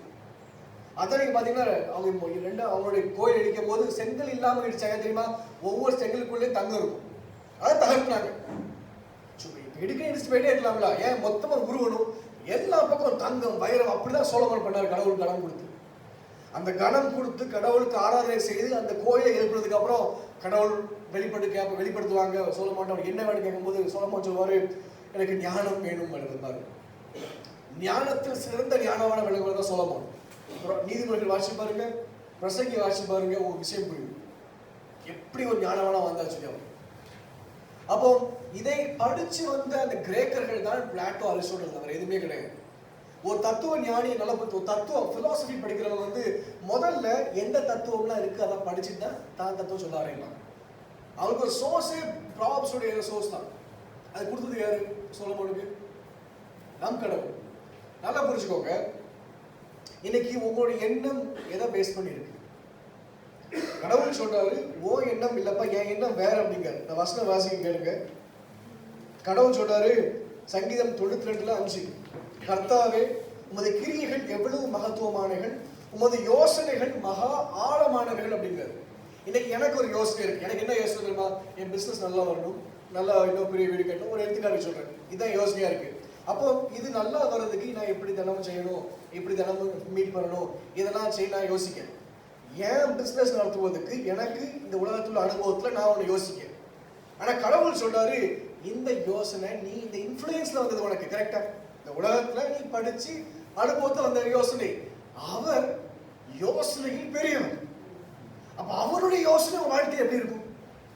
இப்ப உங்க யோசனை முக்கியமா, கடவுள் யோசனை முக்கியமா? உங்க வாழ்க்கையை யோசிச்சு பாருங்க. நீங்க நினைக்கிறது நடக்கணுமா, கடவுள் நினைக்கிறது நடக்கணுமா? இது நமக்கு வருமா? முதல்ல நமக்கு வராது. நான் சொல்றேன், நீங்க இன்னைக்கு நான் சொல்றேன், உங்க பிரேயர் தான் கடவுள் சொல்லுவீங்க. அந்த பிரேயர் ஆன்சர் ஆகாட்டி நீங்க சோர்ந்து போவீங்க.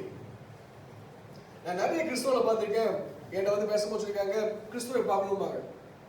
நல்ல விஷயம் தான், எல்லாரும் யோசிக்க தப்பே கிடையாது. ஆனா நிறைய பேர் கிறிஸ்துவை பார்க்காதனால சோர்ந்து போயிருக்காங்க. ஜெப வாழ்க்கையை சோர்ந்து போயிருக்கு, அவங்களுடைய தனிப்பட்ட பரிசுத்த வாழ்க்கையை சோர்ந்து. ஏன் தெரியுமா? நான் ஒரே பிரேயர் தான், பார்க்கணும் ஆசைப்படுறேன், ஆனா நடக்க மாட்டேன். நான் ஒரு கேள்வி கேட்கிறேன், இன்னைக்கு கடவுள் உங்களோட பார்க்க வந்துட்டார், என்ன செய்வீங்க? என்ன நினைக்கிறீங்க? உங்களுக்கு இந்த அண்டத்தை குறிச்சு புதிய விஷயம் நடத்த போற நினைச்சிட்டீங்களா? இல்லாட்டி இந்த சந்திரத்தை எப்படி நான் படைச்சேன், சந்திரத்துல உள்ள அந்த துளிகளை எப்படி உருவாச்சு சொல்ல போற நினைச்சிட்டீங்களா? இல்லைன்னா ஆழம், சொர்க்கத்தில் உள்ள அழகு, பரலோகத்தில் உள்ள விஷயங்களை காட்ட போற நினைச்சிட்டீங்களா? திருப்பி அதை சொல்லுவாரு, சீரனாய் மாறு சிலுவை சொல்ல அப்படிம்பாரு. இதுக்கு நீ வராம இருந்துக்கலாம். நம்ம அதான் நம்மளுடைய எண்ணம் எவ்வளவு குழந்தைத்தனமா இருக்கு பாருங்க, நம்ம யோசனை எப்படி இருக்கு பாருங்க.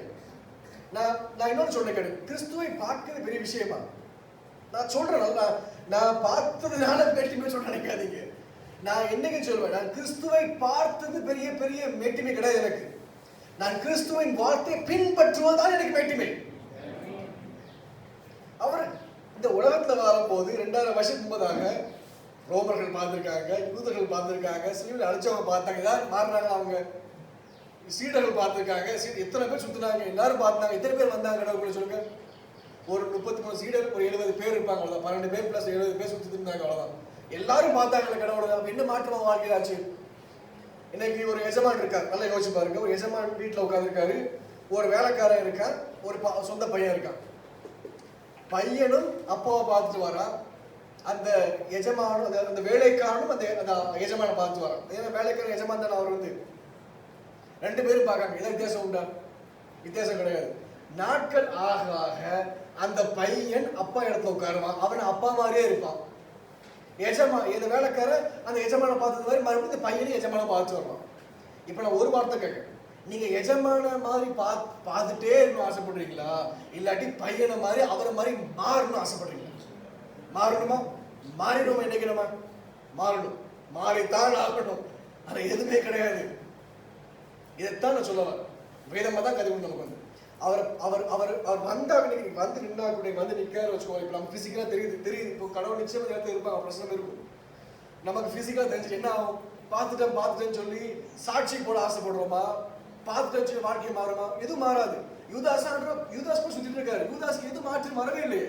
யூதாஸ்க்கு ஒரு மாற்றம் கிடையாது. ஏன் தெரியுமா? யூதாஸ் இவர் யாருன்னு தெரியல ஒழுங்காக வருது. யூதாஸுக்கு இவர் பார்த்து முக்கியம் இல்லை. ஒருவேளை அவர் சொன்னது மாதிரி மாறி இருந்தாரா முக்கியம். நீ நான் தான் சொல்றேன், நீங்க அவர் சொன்ன வார்த்தையை தான் சொல்வார். இப்போ அதுதான் மிஷன். அதான் ஒருத்தர் வெளியே போட்டிருந்தாங்க, இந்த லிவிங்ஸ்டனை பார்த்தேன் ஒரு வசனம். கடவுள் அனுப்பின முதல் மிஷினரி, கடவுள் முதல் பையன் மிஷினரி அனுப்பிட்டார் இந்த உலகத்துக்கு. நல்ல அழகான வசனம். கடவுள் தன்னுடைய முதல் ஒரே குமாரன் இந்த உலகத்துக்கு மிஷினரி அனுப்பிட்டார். யோசிச்சு பாருங்க, நீங்க மாறணுமா பார்க்கணுமா? இப்ப சொல்லுங்க, மாறணுமா பார்க்கணுமா? சரி, பார்க்கணுங்களை கை தூக்குங்க. இப்பெல்லாம் தெளிவா இருந்தாங்க. சரி, தப்பு இல்லை. பார்க்கவும் சரி மாறவும் சரி, கை தூக்குங்க. சரி, இது ஒரு ஐடி, இது ஒரு டைலமா இல்லாத ஒரு ஜட்ஜ்மெண்ட். பார்க்கவும் செய்யணும், மாறவும் செய்யணும். ஆனா எது முக்கியம்? ஏன்னா பைபிள் சொல்லி நீங்க மாறும் போது நான் வாரம் காரலாம். அந்த யோவான் 14 வச்சுக்கலாம் என்ன சொல்லப்பட்டிருக்கு? நீ மாறினா நான் வாரங்க, நான் வெளிப்படுத்துவேங்காரு, நான் கூட இருப்பேங்காரு. இதுதான் முக்கியம் நமக்கு. அப்போ மாறுறதுக்கு முதல்ல உங்க யோசனைகளை மாற்ற வேணும். நல்லா புரிஞ்சுக்கோங்க. இன்னைக்கு வரைக்கும் நான் மாமியாரு, நான் மருமகா, நான் ஆம்பளை, நான் பொம்பளை, நான் சின்ன குழந்தை, நான் டாக்டரு, நான் இது, என் சாட்சி பெருசு, நான் பெரியவன், இந்த 4 விஷயத்த முதல்ல தூர போடணும். நான் சொல்றேன், அது நல்ல ஹர்ட்டிங்கா இருக்கும். அது ரொம்ப வலிக்கும். உங்களை ஒருத்தர் சொல்லிட்டாலும் வலிக்கும் உங்களுக்கு. ஆக்சுவலா நான் சொல்றேன் கேட்க, நீ எல்லாம் ஒரு மனுஷனா சொல்லும்போது வலிக்கும் நடக்கும். நீங்க நடந்து போகும்போது நீங்க உங்களை கேவலமா பார்ப்பாங்க. நீங்களாம் ஒரு மனுஷியா, நீங்களாம் ஒரு மனுஷனா முதல்ல கிறிஸ்துவா சுத்திட்டு இருக்க நம்ம வெறி வரும். வரக்கூடாது. கிறிஸ்து தான் வெளியே வரணும் முதல்ல நமக்கு வந்து. அதை புரிஞ்சுக்கோங்க. அந்த செல்ஃப் நமக்குள்ள உங்களை தொடரும் தான் வலிக்கும். நான் சொல்ல ரொம்ப கஷ்டம். நிறைய மாறணும். ரிவைவல் என்னது? கரெக்ட். ரிவைவல் நமக்குள்ள வருது. நல்லா யோசிச்சு பாருங்க. பூனே இப்போ சவுத் கொரியா ரிவைவல் நடந்துச்சு, யூஎஸ்ல ரிவைவல் நடந்துச்சு, அங்க ரிவைவல் நடந்துட்டு இருக்கு, இங்க நடந்துட்டு இருக்கு. தமிழ்நாடு வரப்போது எப்படி வருவது? என்ன செய்யும்? நான் ஒரு எடுத்துக்காட்டு கேட்கிறேன். ரிவைவல் வந்துட்டு இன்னைக்கு தமிழ்நாடு கூட இந்த தமிழ்நாடு ஃபுல்லா வந்துட்டு எல்லா இந்து மக்கள் ரட்சிக்கப்படுறாங்க வச்சுக்கோங்க. ஒரு எடுத்துக்காட்டுக்கு இப்ப எங்க போவாங்க? அவங்க சபைக்கு போவாங்க. கரெக்டா? சபை எப்படி இருக்கு? அப்ப என்ன பிரயோஜனம் நடந்து? என்ன பிரயோஜனம்? அப்போ புரியுதா உங்களுக்கு நான் என்ன சொல்ல வரேன்னு சொல்லி? அப்ப ரிவைவல் எங்க வரணும்? முதல்ல ரிவைவல் சபைக்குள்ள வரணும், நமக்குள்ள போல வரணும். நம்ம முதல்ல விருத்த சேதனம் பண்ணணும். நமக்குள்ள நம்மளுடைய இருதயத்தை விருத்த சேதனம் பண்ணணும். முதல்ல நம்மளுடைய இருதயத்தை விருத்த சேதனம் பண்ணி இனி இவருக்காக வாழ்ற ஒரு ஜாதியின் கூட்டமாய் உங்க மனசு மாறணும். பைத்தியக்காரன் மாதிரி அலையணும் கடவுளுக்காக. நீங்க கடவுளுக்காக வேற முடிக்கணும். நீங்க நோ மேட்டர் வாட், உங்க மதம், உங்க இயக்கம், உங்க குடும்பம் என்ன சொல்லிட்டு போட்டோம், நீங்க பைத்தியக்காரன் மாதிரி கடவுளுக்காக அலையணும். அவருடைய நீதியை நிலைநாட்டும், தப்ப கண்டிக்கணும், சரியான விஷயம் செஞ்சாகணும். அது சர்ச்சில் பைபிள் சொல்லி முதல்ல குடும்பத்துல பண்ணணும், அப்புறம் கிறிஸ்தவத்தை செய்யணும், அப்புறம் சமுதாயத்துக்கு நான் போகணும். எனக்கு எலெக்ஷனுக்கு ஆசையா இருக்கு.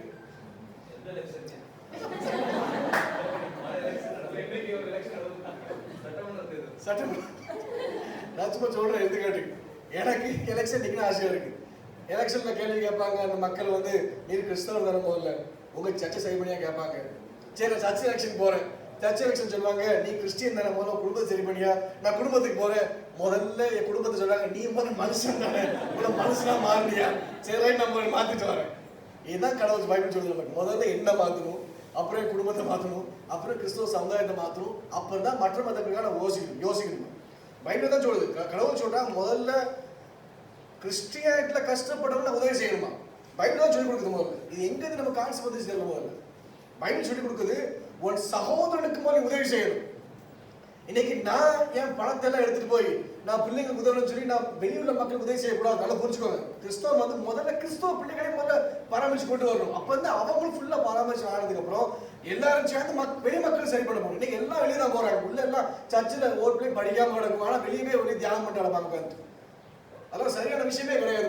முதல்ல எப்படி என் வீட்டுல என் பிள்ளை சாப்பாடு எல்லாம் வெளியே கொடுக்க முடியுமா? என் குழந்தை என் பிள்ளைங்க இருக்காங்க வீட்டுல, 2 பிள்ளைங்களை பசி நான் வயிற்றுக்கு நிரப்பாம வெளியிருக்க பசிகளை நிரப்பினா ஏன் பிள்ளைகள் யாரு கவனிப்பாங்க? இதுதான் fundamental for Christianity. There is order. அதுக்குன்னு சில காரணங்கள் கட்டளை கொடுத்துருக்காரு. ஆர்டர்ஸை ஃபாலோ பண்ணி தான் ஆகணும், நம்ம பின்பற்றி தான் ஆக வேண்டும். கிறிஸ்து, சபை, நம்ம குடும்பத்துல அப்பா அம்மா பிள்ளைகள், இதுதான் ஒரு ஆர்டர். இந்த ஆர்டர்ல மதிக்கணும், நம்ம கனம் கொடுக்கணும் இந்த ஆர்டருக்கு ஒவ்வொருத்தரும். அப்ப வேதம் சொல்றது நமக்கு இன்னைக்கு முதல்ல என் எண்ணத்தை மாற்றணும். எண்ணத்தை மாற்ற என்ன செய்யணும்? முதல்ல அவருடைய எண்ணம் என்னது படிச்சாகணும். அதுதான் சங்கீதக்காரர் சொல்றாரு, உங்களுடைய கட்டளைகளை சொல்லுங்க ஆண்டவரே, நான் படிச்சு மனப்பாடம் பண்ணி உங்களை அப்படி நான் ஜூஸ் போட்டு பிடிச்சிடுறேன். இது பிடிக்கும், இது பிடிக்காது, இது செய்த அருவருப்பா இருக்கும், இது செய்த அருவருப்பா இருக்காது, நான் எல்லாம் கத்துக்கிறேன் ஆண்டவரே. இப்ப என்ன ஆகும்? ஏன் யோசனை அவர் யோசனை மாறி போச்சு பாருங்க. சங்கீதம் 95 வாய்ச்சா, கர்த்தாவே உமது கிரியைகள் எவ்வளவு மகத்துவமானவைகள், உமது யோசனைகள் ஆழமானவைகள். அவ்வளவு கண்டென்ட்ஃபுல்லா இருக்கு கடவுளுடைய யோசனை. அவ்வளவுதான் சிந்திக்கிற வேண்டும். அந்த யோசிக்கும் சிந்திக்கும், இவ்வளோ இதுக்குள்ள போன யோசிச்சு பாருங்க. சண்டை யோசிப்போம்ல, இது இவ்வளவு பெரிய மேட்டர் இருக்கான்னு யோசிப்போம் தெரியுமா நம்ம? அதுதான் நீங்க. ஏன்னா ஒரு ஆத்மா என்பது யோசனையினால் உருவாயிருக்கு. ஒரு ஆத்மா யோசிக்காத ஆத்மாவே கிடையாது. யோசிக்கும். அது எப்படி யோசிக்கும்? அதுக்கு சரியும் தெரியும், தவறும் தெரியும். எப்படி வந்துச்சு சரி தவறுங்கிறது? ஏன்னா கடவுள் சொல்றாங்க, ஆதாம் ஏவாள்கிட்ட 2 மரம் வச்சிருக்கேன் இந்த தோட்டத்துல, எல்லாத்தையும் சாப்பிட்டுப்போம். அதுல ஒரு மரம் ஜீவ விருட்சம், the tree of knowledge, tree of life னு ஒன்று இருக்கு. ஜீவ விருட்சம் ஒன்று இருக்கு. இன்னொன்று சொல்றாரு tree of knowledge of good and evil, நன்மை தீமை போதிக்கத்தக்க ஒரு மரம் இருக்கு அப்படிங்காரு.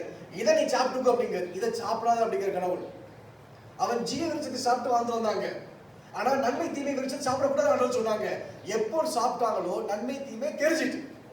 இப்போ நன்மை தீமை உங்களுக்கும் தெரியும், எனக்கும் தெரியும். கரெக்டா தெரியுமா? எல்லாரும் நன்மை தீமை தெரியுங்களா? குழந்தைங்க அடிக்கிறது தப்பு, தீண்டாமை பண்றது தப்பு, பெருக்கிறது தப்பு, மற்றவங்களை வேற எந்த காரணத்தை கொண்டு. அப்போ நமக்கு நன்மை தீமை தெரிஞ்சதுக்கு அப்புறம் நான் நன்மையை வெறுத்து தீமையை நான் என்ன அர்த்தம்? அதுக்கு பேர் தான் திமிரு. ஆமா, நன்மை தெரியும். என் மனைவிட்ட கழுந்தி பேசக்கூடாது தெரியும், என் குழந்தைய தேவையில்லாம திட்டக்கூடாது தெரியும். நான் தெரிஞ்சும் ஏன் தெரியுமா நான் திட்டுவேன்? அந்த குழந்தை இன்னும் மரியாதை எல்லாம் பார்த்துருக்கும், அந்த குழந்தை மரியாதை எல்லாம் பேசிருக்கும். உன்னை என்ன தொட்டதுனால நான் அந்த பிள்ளையை தண்டிப்பேன். இது சரியான விஷயமா யோசிச்சு பாருங்க. எவ்வளவு மாறும் நம்ம. நுணுக்கமான விஷயம் நிறைய உண்டு. என்னுடைய யூத நண்பர், என்னுடைய பார்ட்னர், என்னுடைய சேர்மன் எப்போ சொல்லுவாரு, எஜாஷ் நாங்க மோசே மாதிரி வரணும் ஆசைப்பட மாட்டோம், தாவீது மாதிரிலாம் வர ஆசைப்பட மாட்டோம். நம்ம தான் அப்படி வரணும் ஆசைப்படும். நம்ம தான் எலியா மாதிரி மாத்துக்காண்டவர், எலைசாவை மாதிரி மாத்துக்காண்டவர், இந்த அவனை மாதிரி மாத்துக்காண்டு, அவளை மாதிரி நம்ம தான் கேட்டிருப்போம் கடவுளுக்கு. அவங்க சொல்றாங்க யாரே மாதிரி மாத்தினா சொல்ல மாட்டோம், எங்களை அவளை மாதிரி உருவாக்கிட்டு தான் சொல்லுவோம். வித்தியாசம் புரிஞ்சுக்கோங்க. இன்னொன்று சொல்லுவாங்க, நாங்கள் மோசே மாதிரி பெரிய பெரிய விஷயங்கள் செய்யணும்னு ஆசைப்பட மாட்டோம், எங்க குடும்பத்தை சின்ன சின்ன மாற்றத்தை கொண்டு வந்து ஆசைப்படுவோம் அப்படிங்க. அதுதான் நல்ல ஒரு கிறிஸ்தவ வாழ்க்கை. எப்போ உங்களுடைய அக்கா தங்கச்சிக்கு, அண்ணன் தம்பிக்கு, உங்க குடும்பத்துல சின்ன சின்ன விஷயத்தை நீங்க மாற்ற ஆரம்பிக்கீங்களோ, நீங்க பெரிய பெரிய விஷயத்த மாற்ற ரெடி ஆயிட்டீங்க. ஆமென். அல்லேலூயா. எத்தனை பேர் தூங்கலாம்? எத்தனை பேர் தூங்க வருது? இந்த டைம் சரி கிடையாது. இது உங்க தப்பு கிடையாது, உங்க தப்பு கிடையாது. காலையில் சாப்பிட்ட சாப்பாடு தான் பிரச்சனை, மாப்பிள்ளை சாப்பிட்ட டீச்சர் பிரச்சனை, இந்த கிளைமேட்ஸ் பிரச்சனை ஆயிடுச்சு. நானும் சாட்டர்டே ஸ்கூல் படிக்கும் போது படிக்கலாம் உட்காந்து தூக்கின படுத்து, இந்த கிளைமேட் அப்படி எங்கள் ஊரெல்லாம் ஜெல்லுன்னு காத்தடிக்கும். உங்க தப்பு கிடையாது, அது சரீரம் சோர்வாகும், தப்பே கிடையாது. நல்லா யோசிக்காதீங்க. அப்ப யோசிச்சுக்கோங்க, உங்களுடைய யோசனை எப்படி இருக்குன்னு சொல்லி நீங்க எதை யோசிக்கீங்களோ அப்படிதான் மாறுறீங்க. அப்ப எதை மேல யோசிக்கணும்? நடிகையை பத்தியா, நடிகரை பத்தியா, இந்த அவ சாரியை பத்தியா, கம்மலை பத்தியா? நல்லா யோசிக்குங்க. நீங்க யோசிக்கிற ஒவ்வொரு விஷயமே நீங்க உங்க ஆரோக்கிய வாழ்க்கையில பார்த்துட்டு வரீங்க. நல்லா யோசிச்சு பாருங்க. நீங்க பைக்ல ஆபீஸ் போயிட்டு இருக்கீங்க, நீங்க ஒரு போஸ்டர் போற போகல பார்த்துருப்பீங்க, ஒரு நடிகை போஸ்டர், ஒரு நடிகர் போஸ்டர் பார்த்துருப்பீங்க. நீங்க நைட்டு தூங்கும் போது அது கரெக்டா ஞாபகம் இருக்கும். நீங்க பார்த்திருக்கே மாட்டீங்க, ஆக்சுவலா யோசிக்கவே மாட்டீங்க. எந்த அர்த்தம்? உங்க கண்கள் தான் உங்க ஆத்மாவுக்கு வாசல். உங்க ஆத்மா தெரியுமா, அது எப்படித்தான் வளருது? கண்ணை பார்த்தா வளருது. கண்ணு வழியா இந்த ஆத்மா உள்ளவங்க பாக்குது. ஏட்டி அங்க பாத்தியா அவளை அப்படி பார்த்துட்டே இருப்பாங்க. கண் இந்த ஆத்மா வேலை செய்யல, புரிச்சுக்க. உங்க தப்பே கிடையாது, அதுதான் நீங்க. உங்க சரீரத்தை தப்பு கிடையாது. அது உங்க ஆத்மா நிறுத்தம் பண்ணும். உங்க ஆத்மா இந்த கண்கள் வழியா எட்டி பார்க்கும் இந்த உலகத்தை. இந்த உலகத்துல எல்லாத்தையும் பார்த்துட்டு ஆசைப்படும், அதை செய்யணும் இதை செய்யணும், இந்த உலகத்துக்கு ஏற்ற மாதிரி எக்ஸசைஸ் பண்ணி வளர்த்துக்கணும், தன்னை நல்லா ஆக்ட் பண்ணிக்கிட்டு நல்லா பெருமையாகும். இந்த ஆத்மா இதே தான் பிசாசுமா ஆசை. புரிஞ்சுக்க, இந்த ஆத்மாக்குள்ள இந்த ஆத்மா எப்படி இந்த சரீரத்தை என்ஜாய் பண்ணுதோ அதே தான் பிசாசு என்ஜாய் பண்ண ஆசைப்படுறோம். உங்க சரீரத்துல உங்களுக்குள்ள வந்து உட்கார்ந்துக்கிட்டு அதே கண்கள் மூலமா அதே சரீரத்தின் மூலமா அவனும் வாழ ஆசைப்படுறான். அந்த சரீரம் யாருக்குள்ளது? கடவுளுடையது. இந்த சரீரம் கடவுளுடைய ஆலயம். அவர் எனக்குள்ள உட்கார்ந்துருக்கார் கடவுள். அப்போ நீ என்ன யோசிக்கீங்களோ அப்படிதான் மாறுவீங்க. அதான் வேதம் சொல்லுது. நீ மறுபடியும் பாருங்க, ஏசாயா புஸ்தகத்துல 55ஆம் அதிகாரத்துல 9ஆம் வசனம் சொல்லுது, பூமியை பார்க்கிலும் வானங்கள் எப்படி உயர்ந்திருக்கிறதோ அப்படியே உங்கள் வழிகளை பார்க்கிலும் என் வழிகளும் உங்கள் நினைவுகளை பார்க்க என் நினைவுகளும் உயர்ந்திருக்கிறதா. இதுதான் கடவுள் உருவான விஷயம். கடவுள் உன்னதமானதை யோசிக்காரு, உயரமானதை யோசிக்காரு. கடவுள் சொல்றாரு, நான் பரிசுத்தமா இருக்கிறத போல நீ பரிசுத்தமா இரு அப்படிங்கிற. கடவுளை கேட்க, கடவுளே பரிசுத்தம் உங்களுடையது, நான் இந்த மனுஷன் அப்படி கடவுள் சொல்றீங்கல்ல, நான் பரிசுத்தமா இருக்க நீ பரிசுத்தமா இருக்குன்னு சொல்றாரு. கடவுளுக்கு பரிசுத்தத்தை என்ன ஆண்டவர்? வெளிச்சட்டை போட்டு பார்த்தா முடியல, ஒயிட் பேண்ட் போட்டு பார்த்தா முடியல, எல்லாத்தையும் காட்டி பார்த்தா முடியல. அப்ப என்ன ஆண்டவர் பரிசுத்தம்? கடவுள் சொல்றாரு, அதெல்லாம் பண்ணிட்டு தப்பு கிடையாது.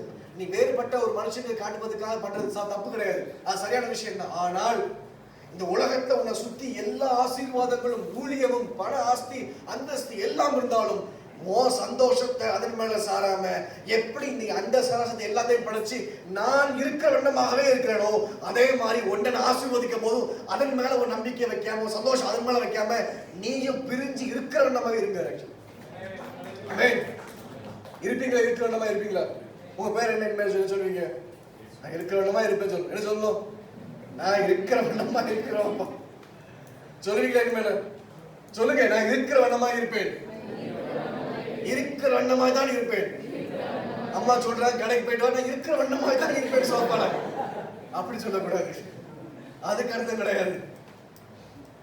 உங்களுடைய சந்தோஷம், உங்களுடைய நம்பிக்கை, உங்களுடைய மகிழ்ச்சி அதன் மேல இருக்கக்கூடாது.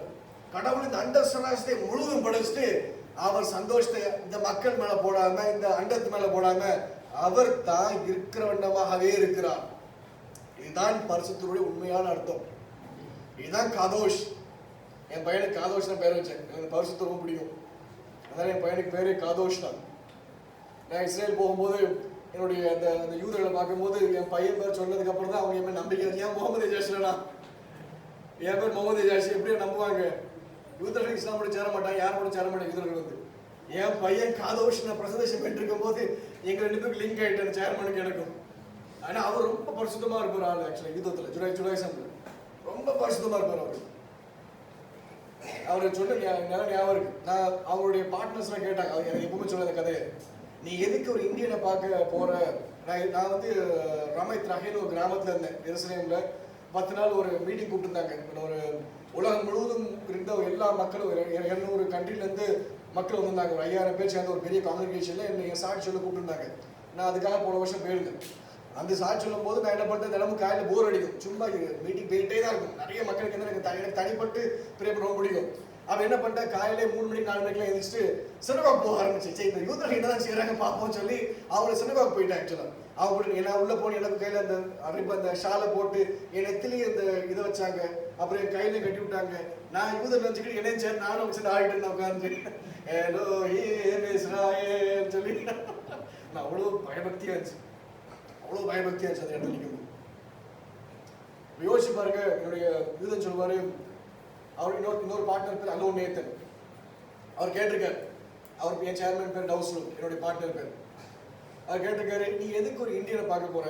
ராமத் ரஹேலுக்கு போகணும், ஒரு 1.5 மணி நேரம் போகணும், நம்ம கார் எடுத்துட்டு எருசலேம் வந்து இவ்வளவு தூரம் போகணும், எதுக்கு நீ போக பார்க்க? Who is he? I mean, we don't want business with India. So USல நிறைய பிகெஸ்ட் கண்ட்ரி, நல்ல ஒரு மல்டி மில்லியன் என்னுடைய சேர்மன் வந்து என்னுடைய பார்ட்னர் வந்து. நம்ம எதுக்கு போகணும்? இந்தியா நமக்கு வேணாம் அப்படின்னு சார். இல்ல ஏஜாஷ் பேசும்போது நான் அவருக்கு எது ரைட் காது கொஞ்சம் ஒழுங்கு கேட்காது, லெஃப்ட் காது தான் கேட்குமா. அவர் ஃபோன் எடுத்து லெஃப்ட்ல பேசினாருன்னா சாதாரண அர்த்தமா. அவர் எனக்கு தெரியாம ரைட் எடுத்துட்டாரு, கையில வச்சிருந்தாரு. ரைட்ல பேசும்போது அவர் காதுல கேட்டுச்சுன்னா கடவுள் அனுப்பின மனுஷன் நினைப்பாரு. அவங்களுக்கு ரைட்ல நான் பேசுறது அவர் காதுல இருந்ததுனால என் கூட அக்ரிமெண்ட் போட்டு நாங்க இந்தியாவில் பிசினஸ் பண்ண ஆரம்பிச்சோம். யோசிச்சு பாருங்க, எங்கிட்ட எங்க போய் லிங்க் வர பாருங்க. கடவுள் யாருக்காக பேசுறாங்க? நம்ம யோசனைகள் மாதிரி அவர் யோசனை கிடையாது. நம்ம இந்த லாக்டவுன் டைம்ல எல்லா பிசினஸும் மூடிடுச்சு. நான் லாக்டவுன்ல யூரோப்ல ஒரு கம்பெனி ஆரம்பிச்சேன். லாக்டவுன்ல நடந்த விஷயம் எல்லாமே யோசிச்சு பாருங்க. நம்ம யோசனை அவர் யோசனை கிடையாது. நான் கடவுள்கிட்ட கேட்க மாஸ்க் பிசினஸ் ஆரம்பிச்சுக்கலாம், லாக்டவுன்ல மாஸ்க் நல்லா போயிட்டு சொல்லி அதை விட உயர்ந்த பிசினஸ் ஆர்டர் கொடுத்தாங்க. அப்ப நான் நல்லா சொல்றேன், கேட்க உங்க யோசனை அவர் யோசனை கிடையாது. ஆமாவா இல்லையா? ஆமேன்னு சொல்லுங்க. இனி உங்க யோசனை முக்கியமா அவர் யோசனை முக்கியமா உங்க வாழ்க்கையில? ஆமேன். நான் கேட்கணும் கேள்வியே சொல்லி நான் ஆமேன்னு சொல்லிடுங்க. அப்ப நல்லா புரிஞ்சுக்கோங்க, வேதம் தான் சொல்லுது அவருடைய யோசனை ஆழமான. கடைசி வசனம் பார்ப்போம். சங்கீதம் 33:11 சொல்லப்பட்டிருக்கு. சங்கீதம் 33:11 கர்த்தருடைய ஆலோசனை நித்திய காலமாகவும் அவருடைய இருதயத்தின் நினைவுகள் தலைமுறையாகவும் இருக்கும். அப்ப ஆத்மா என்றால் யோசிக்கிற விஷயம். இனிமேல நீங்க என்ன யோசிக்கீங்களோ எல்லாத்தையும் தூர போட்டுட்டு முதல்ல எல்லாம் ரினௌன்ஸ்னா மறுதலிங்க. முதல்ல முக்கியம் ரொம்ப. நீங்க கிறிஸ்தவத்துல நம்ம ஆவிக்குரிய பிள்ளைகளா இருக்கிறதுனால நம்ம டிக்ளரேஷன் பண்ணணும், அனௌன்ஸ் பண்ணணும், ரினௌன்ஸ் பண்ணணும். டிக்ளரேஷன்ங்கிறது ஆமான்னு ஒத்துக்கணும், அனௌன்ஸ்ங்கிறது நான் நீங்க பிரதிஷ்டை பண்ணணும், இதை செய்வேன்னு சொல்லி. ரினௌன்ஸ்ங்கிறது இது செய்ய மாட்டேன்னு சொல்லணும். அதான் முக்கியமான விஷயம். நான் பாவம் செய்ய மாட்டேன், பாவம் சொல்லாதீங்க. நல்லா புரிஞ்சுக்கோங்க. இன்னைக்கு என்ன, நீங்க ஒரு கோர்ட்டுக்கு போறீங்க, நீங்க தப்பு செஞ்சிட்டீங்க. கோர்ட் ஜட்ஜி கேட்காரு, என்னப்பா தப்பு பண்ண? ஜட்ஜ் நான் பாவம் பண்ணிட்டேன் ஜட்ஜ் அப்படிங்க. நான் தெளிவா தானே கேட்க மாட்டேன். நீ என்ன தப்பு பண்ண? ஜட்ஜ் சொல்ல நான் பாவம் பண்ணேன், பெரும் பாவம் பண்ணிட்டேன், மகா பாவம் சொன்னாரு. இங்க பாவம் தண்டனை கிடையாது. என்ன தப்பு உண்டோ தப்பு தண்டனை. உன் தப்பை பொறுத்து தண்டனை அதிகரிக்கும். நம்ம தான் பண்றோம். கடவுள்கிட்ட நம்ம தவறு செய்துட்டு ஆண்டவரே பாவம் செய்தோம் சொல்லாதீங்க. என்ன தவறு செய்தீங்களோ அதை மறந்து கடவுளை போய் சொல்லி ரினௌன்ஸ் பண்ணுங்க. ஆண்டவரே ஆமா நான் தப்பு செஞ்ச ஆண்டவரே, நான் தம் அடிச்ச ஆண்டவரே, என் காலை வச்சு முன்னாடி மிதிச்ச ஆண்டவரே சொல்லுங்க. எதை செஞ்சுன்னு சொல்லுங்க. அப்படியே அவளை பொழு பூசி மொத்தமா பாவம் செஞ்ச ஆண்டவரே, நீங்க தான் கடவுள் ஆச்சு கண்டுபிடிச்சுக்கோங்க. அதெல்லாம் செய்யாதீங்க. அப்பதான் நீங்க என்ன தப்பு செய்தீங்களோ அது விவரமா கடவுளை சொல்லணும். எப்படி விவரமா கேட்கணும்? கார்ல பென்சில் கார்ல இந்த எஸ் சீரிஸ் மாடல்லாம் சொல்லி கேட்க தெரியுமா? நம்ம வீடு மாடி வீடு அடுக்கு வச்சு வேணுங்க, நெக்லஸ்ல நல்லா ஜின்னா வச்சு எழுத்துக்கால சொல்லுவாங்க. எப்படி ஸ்பெசிபிக்கா நம்ம வாழ்க்கையில ஆசீர்வாதம் கேட்கீங்களோ அவ்வளவு ஸ்பெசிபிக்கா நீங்க செய்யற தப்பு எதனால செஞ்சீங்கிற விஷயத்த ஆரம்பிங்க. முழுக்க மனுஷன் கிறிஸ்தவர்கள் பாவம் செய்வது ஃப்ரஸ்ட்ரேஷன் தான், ஃபினான்ஷியல் பிரச்சனை தான், எதுவுமே கிடையாது. கிறிஸ்தவர்கள் அதிகமாக பாவம் செய்து பார்த்தீங்கன்னா, நான் நிறைய பசங்க பேசணும்னு சொல்லுவாங்க. நிறைய பசங்க 1-to-1 பேசுவாங்க. ஒரே விஷயம் தான், ஒன்று ஃப்ரஸ்ட்ரேஷனு, இன்னொன்று ஃபினான்ஷியல் பிரச்சனை தான்.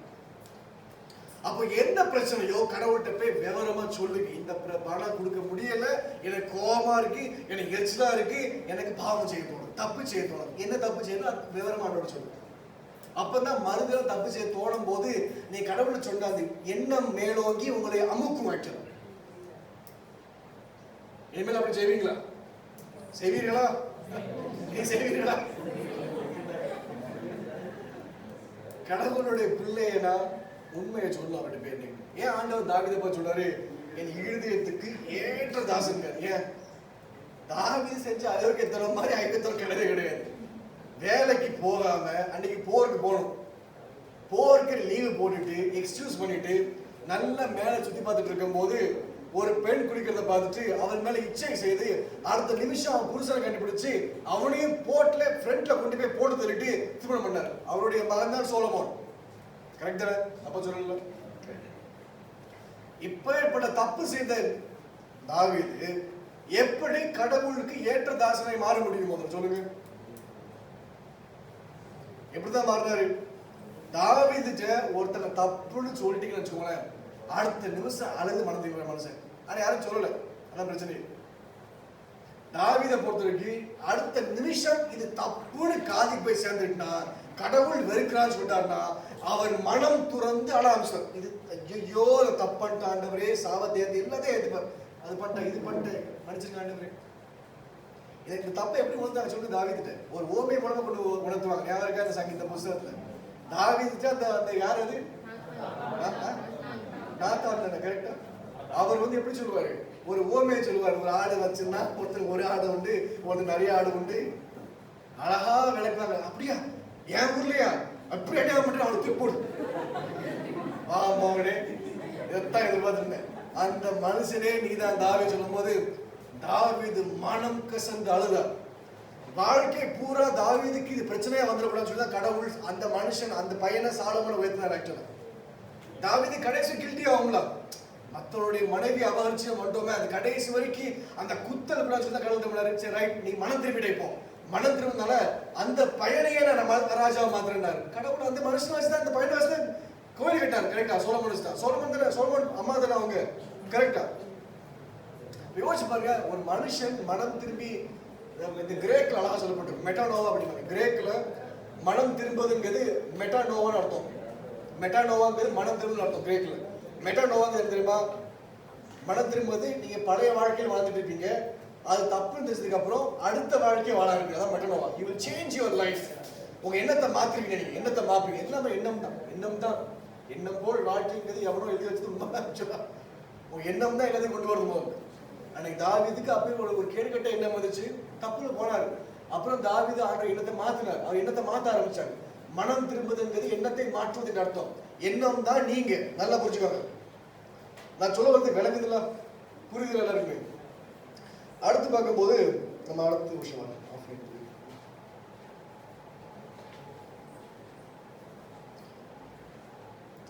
கடவுள் சொன்ன உங்க எண்ணத்தை மாத்தணும்னு சொன்னேன்.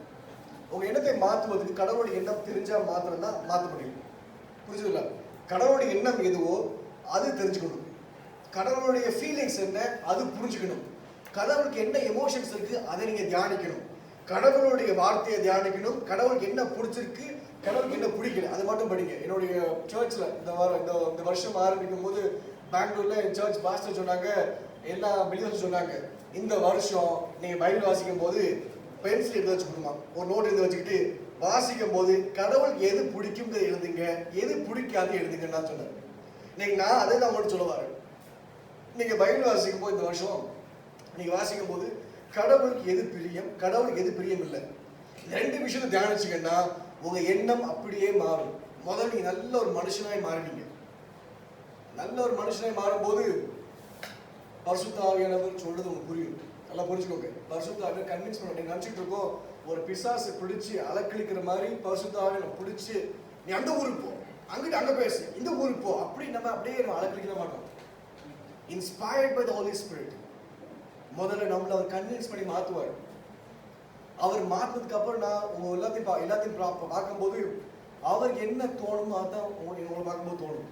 அப்போ நான் ப்ரே பண்ணும்போது உங்க வாழ்க்கையை ஆண்டு அப்படி சொல்லுவாங்க என்கிட்ட. அப்போ நான் அப்படியே சொல்லுவேன். ஏன்னா நமக்குள்ள பரிசுத்தம் இருக்க தெரியவே தெரியாது உங்களுக்கு வரும். நீங்க நல்லா புரிஞ்சுக்கோங்க, பரிசுத்த ஆவியானவர் உங்களுக்குள்ள உட்கார்ந்துருக்காங்க. அது எந்த ஒரு அது ஒரு டிட்டர்மைன்ட் ஃபேக்ட், அது ஒரு ஒரு பூர்வமான விஷயம். உங்களுக்குள்ள பரிசுத்தாவே உட்கார்ந்துருக்காங்க. ஆனா நீங்களும் அவரும் ஒத்து போகலை. அதான் பிரச்சனை. இன்னைக்கு அவருடைய வார்த்தை, அவருடைய எண்ணம் இன்னைக்கு உங்களுடைய எண்ணம் உங்களுடைய வாழ்க்கையோட ஒத்து போகவே இல்லை. ஒரு அணுவளவு ஒத்து போகல. அதனால்தான் அவர் தனியா இருக்காரு, நீங்க தனியா இருக்கீங்க. நீங்க ஒத்து போகணும், ஒண்ணுக்குள்ள ஒண்ணா மாறணும். அதுக்கு நீங்க கிறிஸ்துவை போய் தியானிச்சாகணும். நான் சின்ன ஒரு விஷயம் சொல்றேன். மத்தேயு புஸ்தகத்துல கடைசி அதிகாரத்துல கடைசி வசனம் என்ன சொல்லி வாசிங்க. கடைசி அதிகாரத்துல கடைசி வசனம் மத்தேயு புஸ்தகத்துல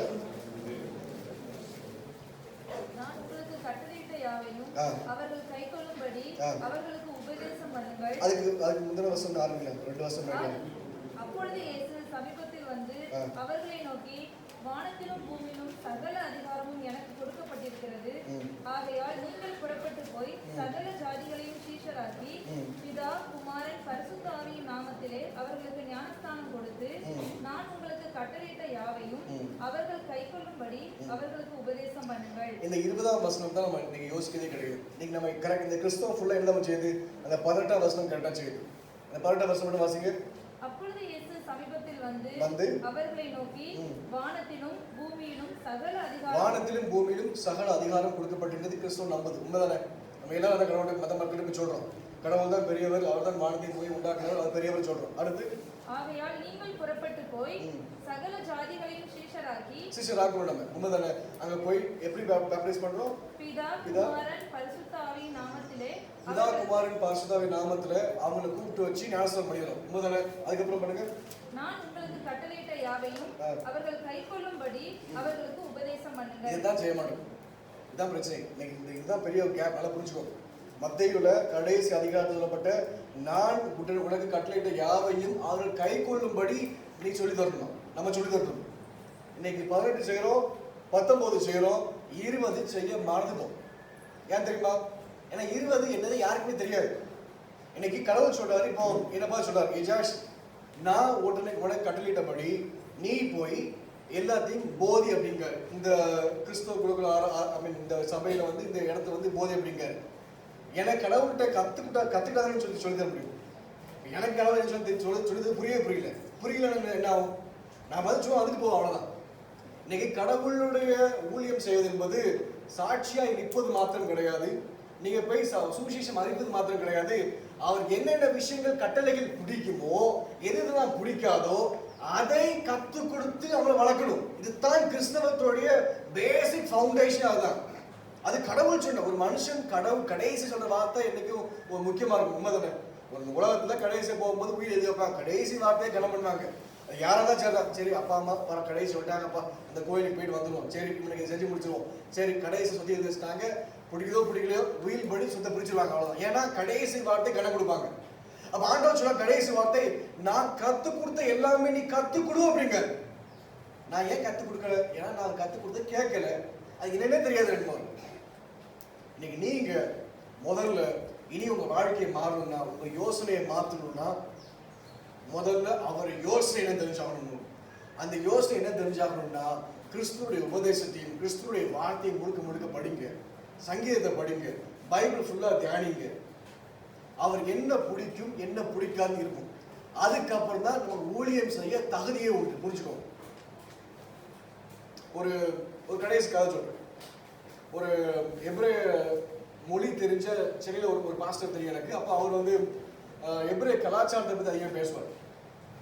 அப்போ அவங்க சொல்லுவாங்க, எப்ரே கலாச்சாரத்தில் பார்த்தீங்கன்னா ஒரு பெண் பார்க்க போறாங்கன்னா அந்த பையன் தான் அந்த வீட்டுக்கு போவாங்க. இந்த சென்ஸ் அந்த கல்யாணம் ஆகி அந்த பையன் அந்த பொண்ணு வீட்டுக்கு போயிடுவாங்க. இன்னைக்கு நான் என்னுடைய பாட்டை சொன்ன யுத்தத்தில் இஸ்ரேல் இருக்காரு சொல்லி அவருடைய வீட்டிலையும் அவர் பொண்ணு கட்டி கொடுத்துட்டாரு.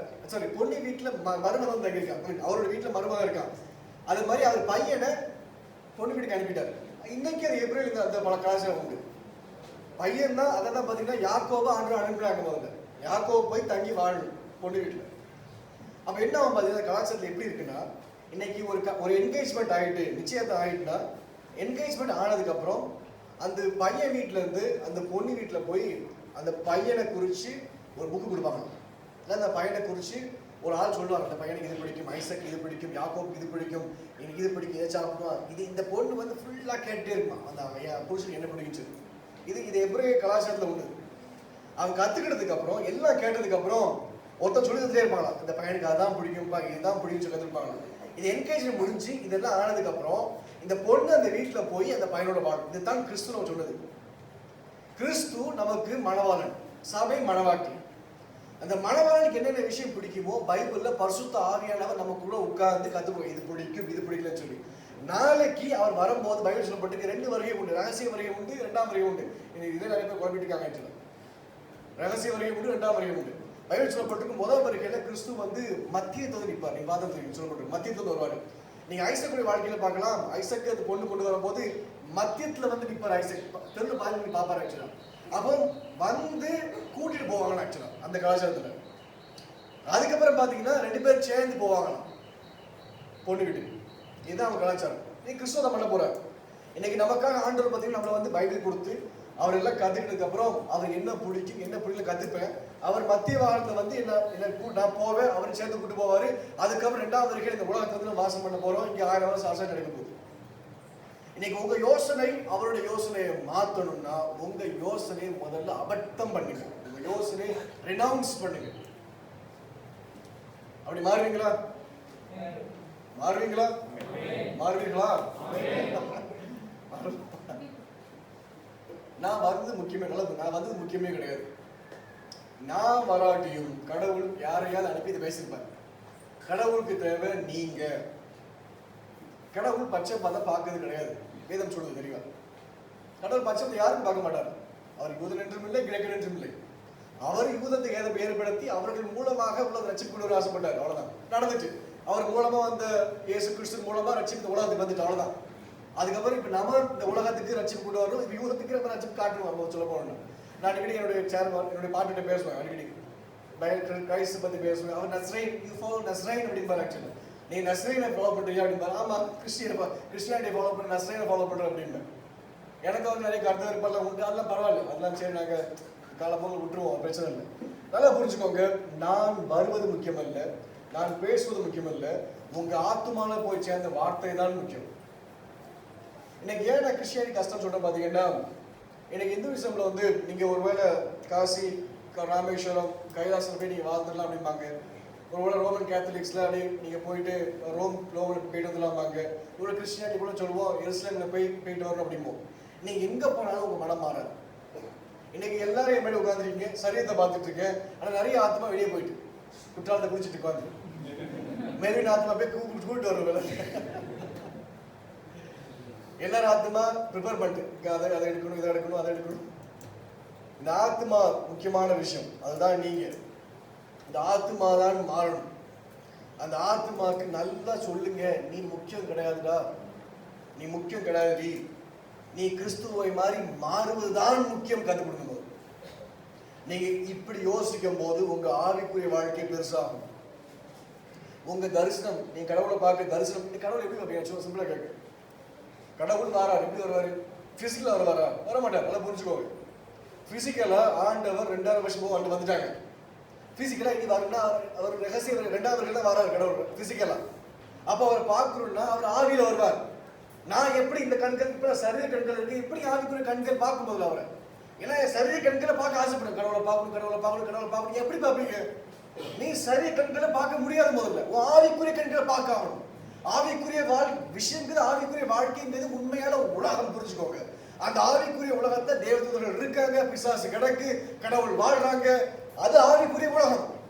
இப்ப நம்ம பார்க்கறது சரீரமான உலகம். 3 டைமென்ஷன் சொன்னாங்க இன்னைக்கு காலையில் சொன்னேன். 3 டைமென்ஷன் வாழ்ந்துட்டு இருக்கோம் சொல்லி உங்க சரீர வாழ்க்கைக்கு முக்கியத்துவம் கொடுக்காம, உங்க கண்களை அசுத்தப்படுத்தாம, உங்க ஆத்மாவுக்கு தீனி போடாம, இச்சையை நாடாம, எப்ப நீங்க உங்க கண்கள் உபவாசம் வச்சு எதை பார்க்க விடாம, டிவி பார்க்காம, யூடியூப் பார்க்காம, முழுவதும் பரிசுத்தம் பண்ணி 40 நாள் பரிசுத்தம் பண்ணி, இதை எப்போ நீங்க ஆத்மாவுக்கு நீங்க தீனி போடாம வைக்கீங்களோ, உங்க ஆவிக்குரிய கண்கள் திறக்கப்படும். உங்க ஆவிக்குரிய கண்கள் திறக்கப்படும் போது அந்த ஆவிக்குரிய கடவுளை பார்க்க முடியும். இப்ப புரியுதா ஏன் கஷ்டம் சொல்லி? கண்ணை பார்க்க முடியாது. முதல்ல புரிஞ்சுக்கோங்க. நான் இந்த என் சாட்சி சொல்லும் போது எப்படி ஆரம்பிச்சு பண்ணேன், நான் தெளிவா சொன்னேன். நான் என்னுடைய ஆவிக்குரிய என்னுடைய ஆத்மா இந்த சரீரத்தை பார்க்கவே இல்லை. அவர் எனக்கு ஆண்டவர் ஆவிக்குரிய கண்களை திறக்க அனுமதிச்சார். அனுமதிக்கும் போது பார்த்தோம். நல்லா சொல்ல கேட்டுக்கோங்க, உங்களுக்கும் கடவுளுக்கும் எவ்வளவு உறவு இருக்கோ, எவ்வளவு அந்யுன்யம் இருக்கோ, அதன்படிதான் உங்க வாழ்க்கை இருக்கும். நல்லா புரிஞ்சுக்கோங்க. இன்னொன்னு சொல்லுவேன், உங்களுக்கும் உங்க மனைவிக்கும் எவ்வளவு அந்யுன்யம் இருக்கோ, அதுதான் உங்களுக்கும் கடவுளுக்குள்ள அந்யுன்யம். It's a fact. உங்க சொந்த சரீரத்தை நீங்க அவமானப்படுத்திட்டு கடவுளை பார்க்க முடியாது. என்ன ஞாபகம் இருக்கு, 5-6-7 வருஷத்துக்கு முன்னாடி சேலத்துல இருந்து ஒரு சிஸ்டர் கால் பண்ணி சொன்னாங்க, சேலத்துல ஒரு பாஸ்டர் வந்து கடவுளை பார்த்ததா சொன்னாங்க அப்படின்னாங்க. சரி, எனக்கு ஒன்றும் பிரச்சனை இல்லை, நான் என்ன செய்ய, அதுக்கு நான் சர்வீஸை கொடுக்க முடியும் பார்த்தாங்க இல்லையான்னு சொல்லி நான் சரி சிஸ்டர் என்னன்னு சொன்னேன்.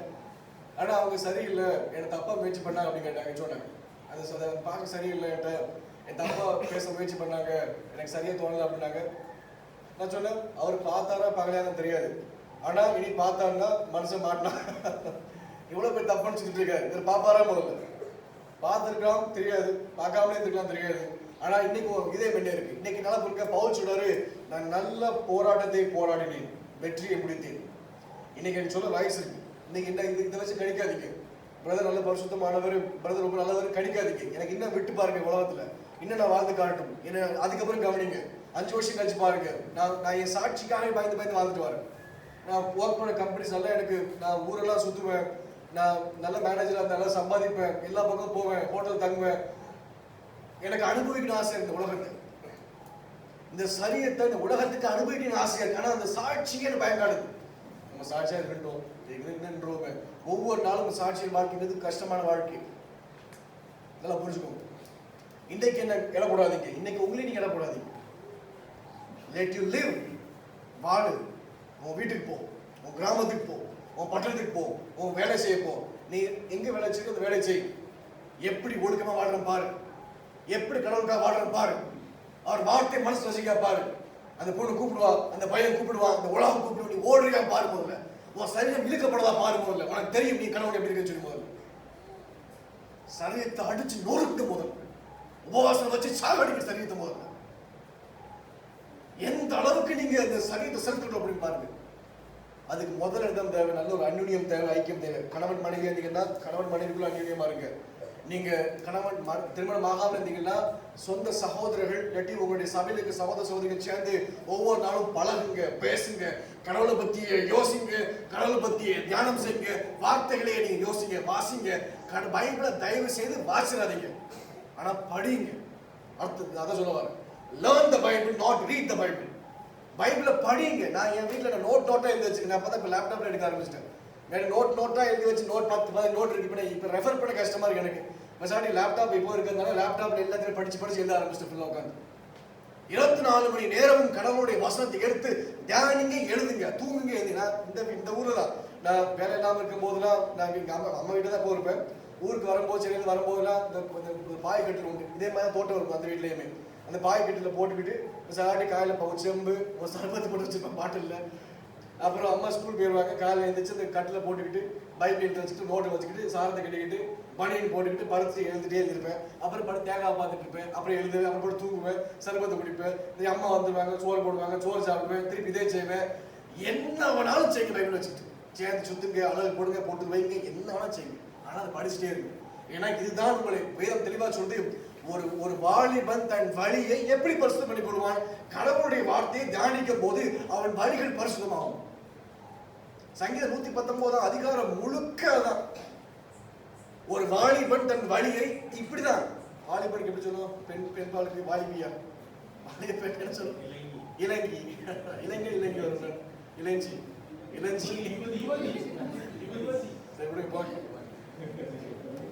அந்த வசனம் அப்படி ஆரம்பிச்சு. அந்த வாலிபன் தான் ஆரம்பிச்சு. ஒரு யூத் எப்படி வழியை பரிசுத்தப்பட முடியுமா? அவன் தேவனுடைய வார்த்தை தியானிக்கும் போது அவன் ஏன் பாவத்தில் பார்க்கும்போது அவன் 10 நாள் சிறந்த விஷயத்தை நினைக்கிறான். அதுலயே போச்சு. நான் சொல்றேன், பாவத்தில் விழுவது சரியான விஷயம். நீங்க சாகணும். நீங்க பாவத்தில் விழும்போது உடைய மைனஸ் ஆகிட்டே போகணும். ஆக்சுவலா உன் தோணும், நான் ஒன்னும் கிடையாது ஆண்டவரே, நான் குப்பை ஆண்டவரே, நான் 100,000 மக்கள்கிட்ட பேச வந்த ஆண்டவரே, இன்னைக்கு நான் அல்ப பாவத்தில் இருந்த ஆண்டவரே. இதுதான் நான் உங்களுடைய நிதானத்தை நீங்க உணரணும் போது அது சாகடிக்கணும், செத்து புதைச்சிடணும். நித்திரை நாள் வச்சுக்கோங்க. உங்களுக்கு கர்த்தருக்கும் நான் நித்திரை இழந்தே போடுறேன் ஃபேஸ்புக்ல. நான் கர்த்தருக்கும் நீ நித்திரை இழந்தேன் போஸ்ட் போடுவீங்களா? நான் கர்த்தருக்கும் நித்திரை இழந்தேன். உங்க போனதை பார்த்து சொல்லணும்.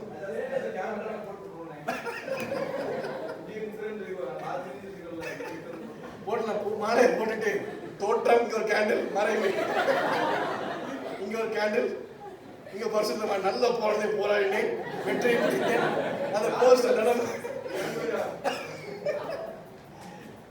நல்ல கான்செப்ட் தானே. தினமும் உங்க வீட்டுல போஸ்ட் இருக்கணும். நீங்களே மாலை போட்டு நல்ல மனுஷன் செத்து போயிட்டாரு. மறைவு தோற்றம் கேண்டில் போட்டு சுத்துங்க. லூஸ் நச்சரா உங்க யாருங்க எந்த அளவுக்கு சரித்தை உடக்க முடியுமோ உனக்கு. அதே மாதிரி எந்த அளவுக்கு வைராகியம் வாழ முடியும், வைராகியம் முக்கியம். கடவுள் சொல்றது வைராகியம். நான் வைராகியம் பாராட்டங்க, என் மனுஷனை நான் காப்பாது, நான் வைராகியம் பாராட்ட கடவுள் சொல்லுங்க. நம்ம சொல்லும், ஆண்டவரே உங்க வார்த்தை சுமது நான் வைராகியம் பாராட்டும் ஆண்டவரே. உங்களுக்கு ஒரு வேற கூடிகை வந்தா கூடி இருந்தாதான் உங்களுக்கு வைராகியம்னா கூடி வாழுங்க. அதான் சொல்ல வரேன். தனிமையா போகாதீங்க. பைபிள் தெரியுமா சொல்லுது, தனிமையாய் வாழ்வது சரியில்லைன்னு தேவன் அன்னைக்கே சொல்லிட்டார். அவ்வளவுதான். ஏன்னா அவன் யோசனை இருக்கும் போது சர்ப்பம் வந்து நிற்கும், யோசனை நிற்கும், நீங்க அப்படின்னு சொல்லிட்டு பண்ணுவான். அது அவன் என்ன வேலை? மனுஷனை என்ன பண்ணுவோம்? அபகரிக்கணும், கலவணும், கொண்டு போட்டு அடிச்சிடும். அதுதான் சாதாரண ஒரே வேலை, ஒரே மிஷன் தான் அவனுக்கு. Super mission. இதான் எதுவுமே இல்லை. எப்படியா அழிச்சிருவான். அவன் அஜித்தா இருக்க ஒரு நாளுமே. ஆனால் நம்ம நிக்கணும். நம்மளை இன்னைக்கு காப்பாற்றி இருப்போம். கடவுளுக்காக நிற்பீங்களா? நிறைய விஷயம் இருக்கு. இது ரொம்ப சப்ஜெக்டா போனதுனால நான் ரொம்ப போக விரும்பல. சில விஷயம் நான் புரிஞ்சுட்டுனா அங்கேயே நின்றுவோம். அதுக்கப்புறம் மறுபடியும் தியானம் பண்ணுங்க. இதெல்லாம் பைபிள் தான் இருக்கு. நான் இங்கே வெட்டு வரல. எனக்கு கடவுள் பூசா இருந்தாங்கல்ல, எல்லாம் பைபிள் தான் இருக்கும் போது. ஆனா எதற்காக வாழணுங்கிற விஷயத்தை யோசிச்சீங்கன்னா அது அந்த யோசனையே நீங்க நடக்க ஆரம்பிச்சிருக்கீங்க. இன்னைக்கு தெரிஞ்சுட்டு என்னுடைய மிஷன் வந்து என்னுடைய தாட்ஸை மாற்றம் தெரிஞ்சுக்கீங்க, எண்ணத்தை மாற்றம் தெரிஞ்சுன்னா அந்த எண்ணத்தை மாற்ற நீங்க ஆரம்பிக்க. அவ்வளவுதான். இன்னொன்னு நல்லா புரிஞ்சுக்கணும், கடவுளுக்காக வாழணும்னா நான் எப்போ அதை வாழ சொல்றாரு, கடவுளுக்காக மாத்திரம் வாழணும். பாவத்தை வாழணும்னா பாவத்தை மாத்திரம் வாழ்ந்துட்டு போகலாம். சும்மா அறக்குறையா வாழாது. ஏதாவது ஒரு பக்கம் கால வேண்டிய இந்த பக்கம் வரணும், இந்த பக்கம் வந்திருப்பான், அந்த பக்கம் பார்த்து போயிரு. அது எங்க முடியும் எனக்கு தெரியும். உனக்கு நம்பிக்கை நான் ஐ கான்ட் கம்பல் யூ. நான் கம்பல் பண்ண முடியாது யாரையும் வந்து நீங்க சொர்க்கத்துக்கு தான் வரணும், நீங்க சொர்க்கத்துக்கு வராம நான் அழுவா உட்காந்து நீங்க சொர்க்கத்துக்கு வராட்டி எனக்கு ஏக்கமா இருக்கும் சொல்ல முடியாது. நான் சொர்க்கத்துக்கு வாங்க, நீ வர மாட்டீங்க. தீர்மானம் பண்ணுங்க. ஒரு ஒரு ஒரு லூக்வார்ம் கிறிஸ்டியனா இருக்காதீங்க. அனலும் இல்லாமல் குளிரும் இல்லாமல் அப்படி ஒரு பதமே கிடையாது. ஏன் இப்ப பதம் வந்துச்சு தெரியல எனக்கு. ஆனா நம்ம கத்துக்கிட்டோம். அந்த பதம் இருக்கிறதுனால அப்படி சொல்ல கத்துக்கிட்டோம். நான் ஒரு அனலும் இல்லாத குளிரும் இல்லாத கிறிஸ்தவன், நான் ஒரு பாரம்பரிய கிறிஸ்தவனால நான் அப்படி இருக்கேன் அதெல்லாம் சொல்லிட்டு இருக்காது. இனிமேல நீ கிறிஸ்துவா வாழும். அல்லேலூயா. இன்னும் உங்களை பார்த்தா கிறிஸ்தவன் தெரியணும். எல்லாருமே கிறிஸ்துவுடையவன் தெரியணும். கிறிஸ்தவன் நீங்க எல்லாரும். God bless you all. கடவுள் உங்களை ஆசீர்வதிக்கட்டும். I hope நீங்க 3 நாள் நல்ல தேவ சமூகத்துல என்ஜாய் பண்ணிருப்பீங்க. நல்லா என்ஜாய் பண்ணுங்க. பிரசன்ஸ் எல்லாம் நல்லா ஜாப் பண்ணுங்க, நல்லா ப்ரே பண்ணுங்க. நான் வரும்போது பிரதர் சொல்லிட்டு வந்தேன், என்னை தனியாக போடாங்க, எனக்கு கண்ணை முடித்து தூங்கிடுவேன் அப்படின்னு வந்துட்டேன். எனக்கு கண்ணை மூட தூக்கம் வந்துடும். நான் கண்ணை மூடி ப்ரே பண்ண மாட்டேன். நான் எப்பவுமே கண்ணை தோதல் தான் ப்ரே பண்ணுவேன். அப்போ நிறைய நேரம் ப்ரே பண்ண முடியும் சொல்லி நான் அதை முழங்கால் ரொம்ப அதிகம் போட மாட்டேன். இந்த மனத்திலிருந்து நாளைக்கு தான் அப்படியே முழங்கால் போட்டு பப்டியே மாட்டேன். மற்றபடி நின்று ப்ரே பண்ணுவேன், உட்கார்ந்து ப்ரே பண்ணுவேன், நடந்துட்டு ப்ரே பண்ணுவேன். எனக்கு தேவை அவர்கிட்ட பேசணும், அவ்வளோதான். உங்களுக்கு ஒரு முழங்கால் பண்ணி ப்ரே பண்ணா கால் வலிக்கிட்டு ஒரு கான்சியஸ்னஸ் போகுது. 1 மணி நேரம் ப்ரே பண்ணிட்டோம், இதுக்கு மேலே கால் ரத்த ஓட்ட வராங்க அப்படிலாம் தோணுச்சுன்னா அந்த பக்கம் போயிடாதீங்க. நீங்க முழங்கால் போட்டு ஜெபம் பண்ணும் போது உங்களே அறியாம நீ போகணும். அப்படின்னா பரிசுத்தவன் ஆகிட்டோம் அப்படியே ஒரு ஃபீலிங்கோட முழங்கால் பண்ணீங்கன்னா அது முழங்கால் வலிக்க ஆரம்பிச்சிட்டா இல்லையா அப்படியே யோசிக்க தோணும். எனக்கு தேவை என்ன பரவாயில்ல கடவுள் சமூகத்தை உட்காரணும் அப்படின்னு நினைச்சுக்கிட்டா கண்ணை தோந்து ஜெபம் பண்ணுங்க, கண்ணை மூடி ஜெபம் பண்ணுங்க, நடந்து ஜெபம் பண்ணுங்க. அவரோடு தான் பேசிட்டே கிடங்க. எனத்தையாவது யோசிக்க வர பத்தி அது இப்படிலாம் பண்ணுவார். மகத்துவமானவர் யோசிக்க. அந்த இலைய பாருங்க, இலையில பாருங்க, எல்லாம் பாட்டு கடவுள் போட்டிருக்காரு, ஏதாவது பேசு, கடவுளை பத்தி பேசுங்க. உங்க எண்ணம், உங்களுடைய அந்த எண்ணத்தின் அந்த ஊற்று எல்லாம் அவரை பத்தியே தியானிக்கிற மனுஷனை மாறி வச்சுக்கோங்களேன். உங்களை மாறி ஒரு சிறந்த மனுஷி இந்த உலகத்துல வருவது அறிவு. சங்கீதம் 14 சொல்லி கடவுள் சொல்றாரு, நான் பரலோகத்துல பார்த்துட்டு இருக்கேன், யாராவது என்ன புரிஞ்சு தேடுறானா கடவுள் தேடுறான். யாராவது ஒருத்தர் என்ன புரிஞ்சு தேடுறான் கடவுள் சொல்றாரு. யாராவது ஒருத்தரை தேடுறா கடவுள். இன்னைக்கு அந்த ஒருத்தையை நீங்க மாறுவீங்களா? அல்லேலூயா. நோ மேட்டர் வாட், உங்க வாழ்க்கையில் எந்த சூழ்நிலை வரட்டும் கடவுளுக்காக வாழ்வீங்களா? ஆமென். மாறுவீங்களா? நான் எல்லாத்தையும் மாறுவீங்களா? மாறுவீங்களா? மாறுவீங்களா? மாறினா யாருக்கு நல்லது? உங்களுக்கு நல்லது, எங்களுக்கு நல்லது, எல்லாத்துக்கும் நல்லது. இந்த கேம்ப் வச்ச பாஸ்டருக்கு நல்லது. நீங்க இன்னும் நிறைய பேர் கூட்டு வருவீங்க. அப்போ அவரை போல மாறுங்க. இனி உங்களை பார்க்கும் போது கிறிஸ்துவின் ஞாபகம், உங்களை பார்த்தாலே அந்த பரிசுத்தம் ஞாபகம், உங்களை பார்த்தாலே நீதி ஞாபகம், உங்களை பார்த்தாலே இந்த சாத்தான் நடுங்கணும், ஓடணும் சாத்தானை பார்க்கும்போது. நான் நல்லா யோசிச்சுக்கோங்க. நம்ம எல்லாமே ஆத்மா மனிதர்கள், ஆத்ம ரீதியான மனிதர்கள். I mean we are a soul being. Soul பீங்கிறது ஆத்மாவின் மனுஷனுக்கும் போது ஃபீலிங்ஸ், எமோஷன்ஸ் தான் உருவாக்கப்பட்டிருக்கும். இன்னைக்கு நான் ஒரு வேளை சரியான வாழ்க்கையை வாழாம இந்த வசனம் பேசும்போது உங்க ஆத்மா அதை அக்செப்ட் பண்ணாது. புரிச்சுக்கோங்க, உண்மைதான் தான். நிறைய யோசிச்சு பாருங்க. இதே மெசேஜ் நிறைய பேசிக்கலாம். ஒருவேளை அந்த டைம் நீங்க கேட்க மாட்டீங்க. ஏன் தெரியுமா? ஒரு வார்த்தை நான் பிரசங்கம் பண்ணதுக்கு முன்பதாக நான் அப்படி வாழலன்னா உங்க ஆத்மாக்கு கரெக்டா தெரியும். உங்க ஆத்மா கரெக்டா தெரியாது. நான் பேச நீ தலையாட்டி நீங்க சிரிப்பீங்க, ஆனா உங்க ஆத்மாவுக்கு தெரியும் இவன் சொல்லும்போது ஏத்துக்கமா எதுக்கு விடாதுன்னு சொல்லி. அதனால தயவு செய்து ஒழுங்கா வாழுன்னு சொல்ல வர. ஏன்னா நீங்க ஒழுங்கா வாழாம நீங்க பிரசங்கம் பண்ண போகும்போது அங்க கேட்கிறவங்க அப்படிதான் ஆவாங்க. நீங்க பேசுவீங்க, ஆனா அவங்க காதுல போய் சேராது, அவங்க ஆத்மாக்குள்ள அறுக்காது. அந்த ஆத்மா கரகரன்னு ஆக்சாப்டேட் வச்சு அறுத்து எடுக்கணும் ஆத்மாவை. கஷ்டமான விஷயம். ஆனா யோசனை மாறும்போது தான் எல்லாம் மாற ஆரம்பிக்கும். இந்த புலம்புறது, யோசிக்கிறது, அது இதெல்லாம் தூர போட்டு இனி கிறிஸ்துவின் சிந்தை உடையவர்களாக, மன்னிக்க விட முடியவர்களாக, ஆவியின் கனி உடையவர்களாக மாறுங்க. நான் சொல்றேன், you are blessed people. பெரக்கா இதோட முடிச்சிடும். 1 மணி நேரம் எடுத்துறேன். பெரக்கானா என்ன? பெரக்கானா என்ன? பெரக்கானா ஆசீர்வதிங்க அர்த்தம். கரெக்டா? பெரக்கானா ஆசீர்வதிக்கும் தேவன் சொல்லுது. கரெக்டா? பெரக்கா எபிரேய மொழியில பெரக்கா சொல்லும் போது நல்லா புரிஞ்சுக்கோங்க. நான் கடவுள்கிட்ட போய் சொல்றேன், ஆண்டவரே என்னை ஆசீர்வதிங்க, ஆண்டவரே சொல்றேன் பெரக்கா அப்படிங்க, என்னை ஆசீர்வதிங்க அப்படிங்க. அதுக்கு என்ன அர்த்தம்? அதுக்கு என்ன அர்த்தம்னா, என் காலை கீழே ஒரு சாமான் கிடக்கு, எனக்கு வேணும், அதை கடவுள் சொல்றேன், உயர்ந்த கடவுளே பெராக்கா சொல்லும் போது என் காலை கீழே இருக்கிற இடத்த வந்து எடுத்து தாங்க ஆண்டவரே சொல்றோம். இதான் பெராக்கா அர்த்தம். இதான் ஆசீர்வாதத்துக்கு அர்த்தம். ஆக்சுவலி இன்னைக்கு நீங்க கடவுள்கிட்ட ஆசீர்வாதம் கேட்கீங்களா? இதுதான் அர்த்தம். ஆக்சுவலி கடவுள்கிட்ட ஆசீர்வாதம் கேட்காதீங்க. முதல்ல அவர் சொல்ற மாதிரி வாழ ஆரம்பிங்க, அவர் கொடுப்பார். தேவன் தெளிவா சொல்றாங்க, முதலாவது தேவனுடைய ராஜ்யத்தையும் நீதி, அப்படி லேசா விட்டுறாதீங்க. நீதி மட்டும் ராஜ்யம் நீதி பலிப்பி விட்டுறாதீங்க.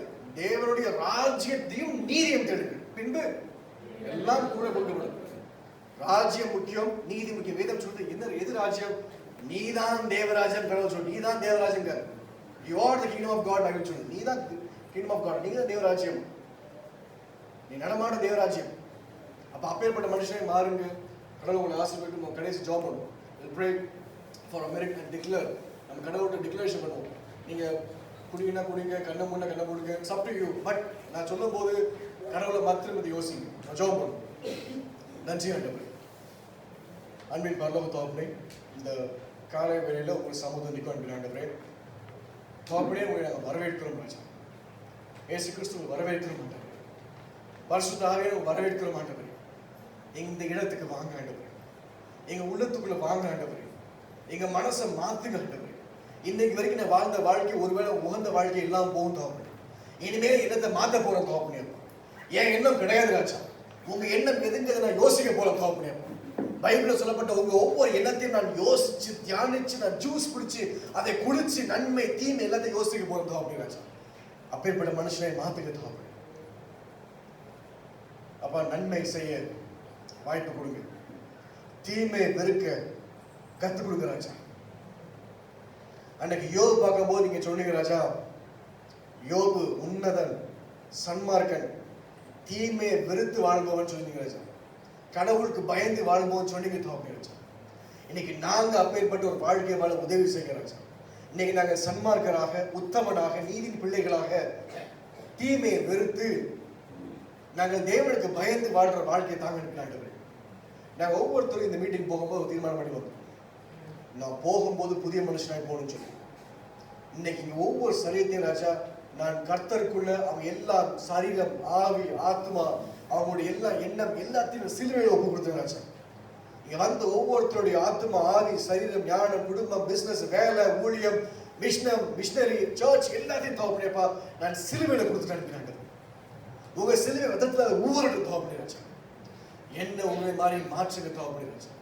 நீ உங்களுடைய உயர்ந்த எண்ணங்களை, உங்களுடைய உயர்ந்த திட்டங்களை நான் யோசிக்க உதவி செய்கிறேன். உங்களை போல மாற உதவி செய்கிறேன். நான் வெளியே போய் மற்றவங்க ஒரு நல்ல ஒரு சாட்சியோட வாழ்க்கையை வாழ உதவி செய்ய தோப்படி நான் முழுவதுமாக ஒப்பு கொடுக்கிறேன். எல்லாரும் சொல்லுங்க, நான் முழுவதுமாக ஒப்பு கொடுக்கிறேன்.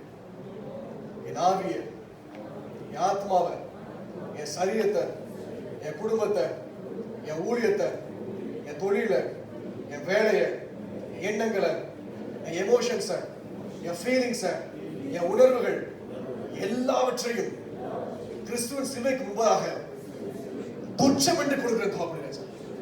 இனி நான் அல்ல, எனக்குள் கிறிஸ்து இயேசு ஜீவிக்கிறார். இனி என் எண்ணம் அல்ல, இனி எண்ணம் முழுவதும் உங்களுடைய எண்ணமாய் மாறட்டும். உங்களுடைய எண்ணங்களை போல எனக்கு எல்லா வாழ்க்கையும் மாறுதோ அப்படின்னு மாத்துங்க தோப்படி, எல்லாவற்றையும் மாத்துங்க.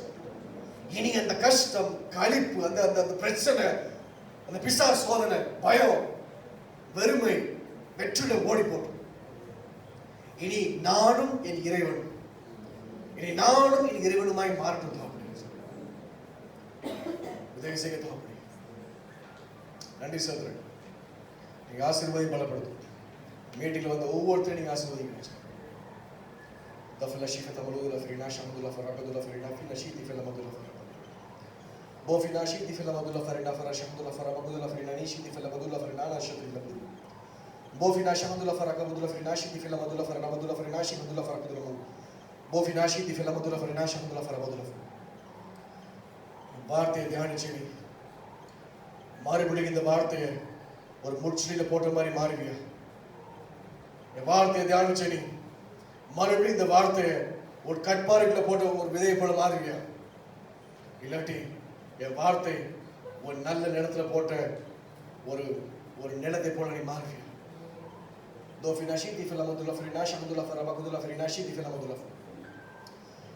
நான் யோசிக்கிற என்ன போய் என்ன மாறுமா?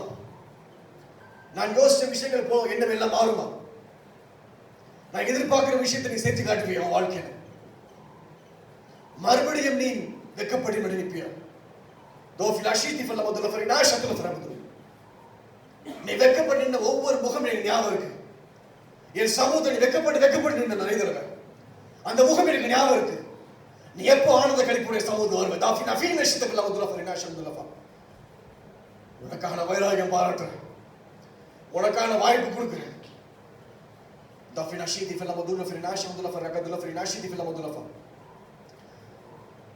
என்னத்தை போல நீ மாறுவியா? எனக்காக நீ மறுபடியும் வாய்ப்பு தருவியா? நினைக்கிற போற நீ மாறுவியா? உன் இதயத்தை துண்டாந்து போடுவியா? நீ உன் இதயத்தை முழுவதுமாக நீ அர்ப்பணிப்பியா?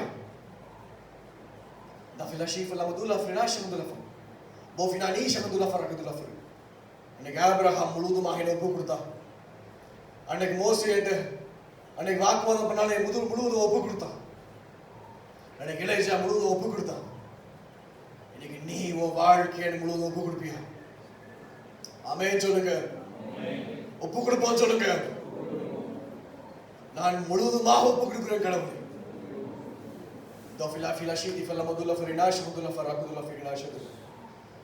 ஆண்டவரே மன்னிச்சிருங்க ஆண்டவரே.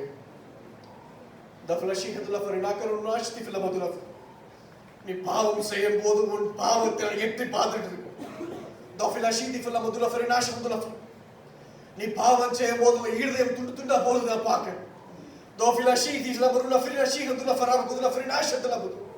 நீ கஷ்டப்படுறதுனால உணர முடியுது. என்னை விட்டு தூரம் போய் நிற்கிறது உணர முடியுது. அந்த பிரிவு எனக்கு வேதனை கொடுக்குது. என்னை நோக்கி ஓடோடி வருவியா? என்னை நோக்கி ஓடோடி வருவியா? என்னை நோக்கி ஓடோடி மனத்தில் வருவியா? நீ மாறு, எனக்காக மாறி பாரு. நீ உன்னை வச்சு உன் கிராமத்தை, உன்னை வச்சு உன் ஊரை, உன்னை வச்சு உன் நண்பர்களை, உன்னை வச்சு உன் சபையை நான் மாத்தி காட்டுவேன். நீ மாத்த ஒப்பு கொடு. எனக்கு சமூகத்துல ஒப்பு கொடு. இன்னைக்கு நீ ஒப்பு கொடு. இன்னைக்கு ஒப்பு கொடு. நீ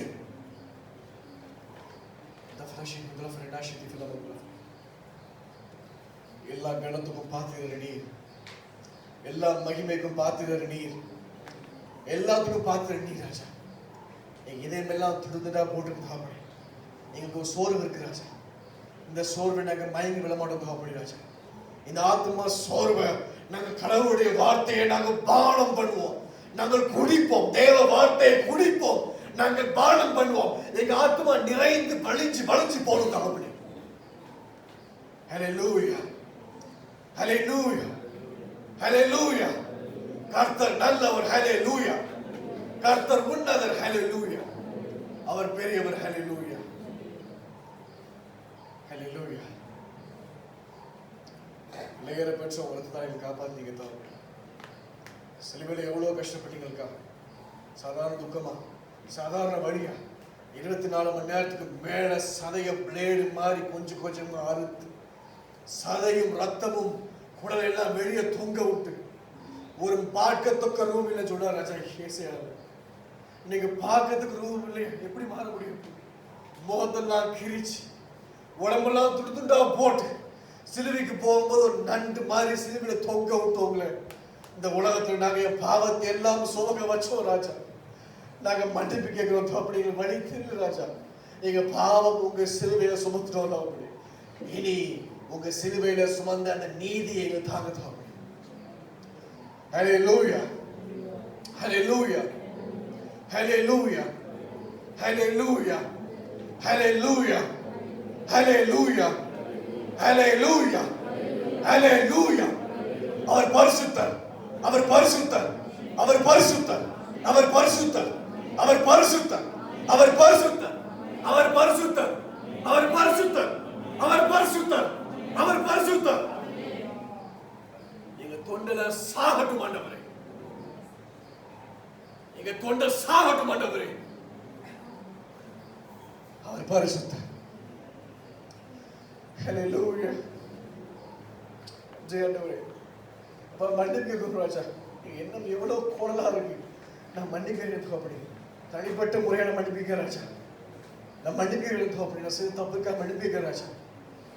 எல்லாரும் நான் மன்னிப்பிக்கிறேன் அப்படி.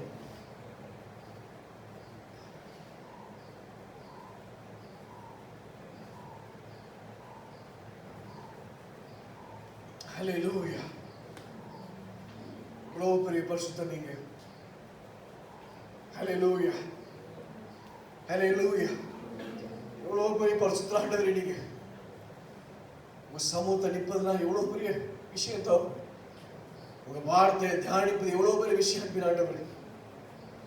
என் வந்தர் ஒருத்தர் கூட பெருமையா போகக்கூடாது. பெருமையா போகாதீங்க கடவுள். மொத்தமா அர்த்தப்பட்டு கொடுத்துட்டு அவரை மாத்திரம் கொண்டு போங்க. உங்க வாழ்க்கை மாறும். இன்று கண்ட ஈட்டில் ஒருபோதும் காண்பதில்லை. ஒருவரே கடவுள். எல்லா ஜெபத்தையும் எல்லா விண்ணப்பத்தையும் ரட்சகர் மேற்பெருமாகிய இயேசு கிறிஸ்துவின் பரிசுத்த நாமத்தில் ஜெபிக்கிறோம். ஜீவனுள்ள கிருபையுள்ள அன்பின் தகப்பனே, ஆத்மாவே கர்த்தரை ஸ்தோத்திரி. முழு உள்ளமே பரிசுத்த நாமத்தை ஸ்தோத்திரி. ஆத்மாவே கர்த்தரை ஸ்தோத்திரி. செய்த சகல உபகாரங்களை தயவு செய்து ஒரு நாளும் மறவாதே. ஆத்மாவே மறவாத ஒரு நாள். ஹல்லேலூயா. கர்த்தர் நல்லவர். ஆமென். நல்ல மாற்றம் உள்ள பிள்ளைகளை வெளியே போகும். இனி உங்க வாழ்க்கையில பழைய வாழ்க்கை வர வேண்டாம். பழைய யோசனை வர வேண்டாம். பழைய எண்ணம் வர வேண்டாம். இனி நீங்க உங்க ஈர்த்தத்துல வெறுத்த சேதனம் பண்ண மக்கள். அதான் உங்க ஆத்மா பாருங்க பலவீனமா இருக்கும். தெரியுதா? உங்க ஆத்மா சோத்துமே கிடைக்காது. உங்க ஆத்மா சோர்வுல இருக்கும். ஏன் தெரியுமா? அதுக்கு வெட்டி தூரம் விட்டீங்க. அதை பிச்சு பிச்சா பிச்சு விட்டுருக்கீங்க. அதுக்கு தேவை இந்த வார்த்தையை குடிக்கும் போது அது அப்படியே ஆகும். அப்படியே ஆகட்டும். கடவுள் ஆசீர்வதிக்கட்டும். என்னுடைய மினிஸ்ட்ரிக்காகவும் என்னுடைய குடும்பத்துக்காக ப்ரே பண்ணிக்கோங்க. பிஸ்னஸ்க்காக ப்ரே பண்ணிக்கோங்க. நிறைய முஸ்லீம் ரட்சிக்கப்படுறாங்க, அவங்களுக்காக ப்ரே பண்ணிக்கோங்க. God bless you all. Praise the Lord. Amen. Praise the Lord.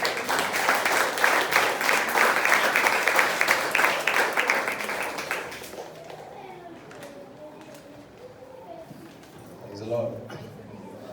நமக்கு இப்போ இந்த மனநிலையோடு இருப்போம். நமக்கு லஞ்ச் ரெடியாக இருக்குது. ஆக்சுவலாக நாங்கள் அதுக்கடுத்து வேதத்தை தியானிக்கிறது குறித்து ஒரு 10 to 15 மினிட்ஸ் பேசணும்னு சொல்லி ஜார்ஜ் நட்டு சொல்லி தான் ரொம்ப லேட் ஆகிடுச்சதுனால இப்போ நேராக சாப்பாட்டுக்கு போயிடலாம். தயவுசெய்து சாப்பிட்டுட்டு சீக்கிரம் வந்துடுங்க. நம்ம வந்த உடனே ஃபீட்பேக் செஷன் தான். முடிச்ச உடனே நம்ம க்ளோசிங் டாக் கேட்டு முடிய போகுது. இனி யார் எடுத்து வேண்டாம்னா நீங்கள் வீட்டில் போய் அங்கே போய் எடுத்துலாம் வைக்க வேண்டாம். வந்து முடிஞ்சதுக்கு பிறகு எடுத்து வச்சா போதும். சரிங்களா? போனேன்னு சொன்னால் எல்லோரும் உங்களுக்கு மைண்டே மாறிடும். சாப்பிட்டு வந்துங்க, உடனே வந்துடுங்க. டைமு இங்கே பாட்டு பாடும். பாடிட்டு இருக்கும்போது நான் 1 ஹவர்னு சொன்னீங்கன்னா நீங்கள் 2:30 வருவீங்க. அதனால் அப்படி இல்லாமல் நாங்கள் இங்கே பாட்டு பாடிட்டு இருக்கும்போதே நீங்கள் செஞ்சிடலாம், வந்துடலாம். சரிங்களா? ப்ளீஸ். வயிறு பசிக்கலையா?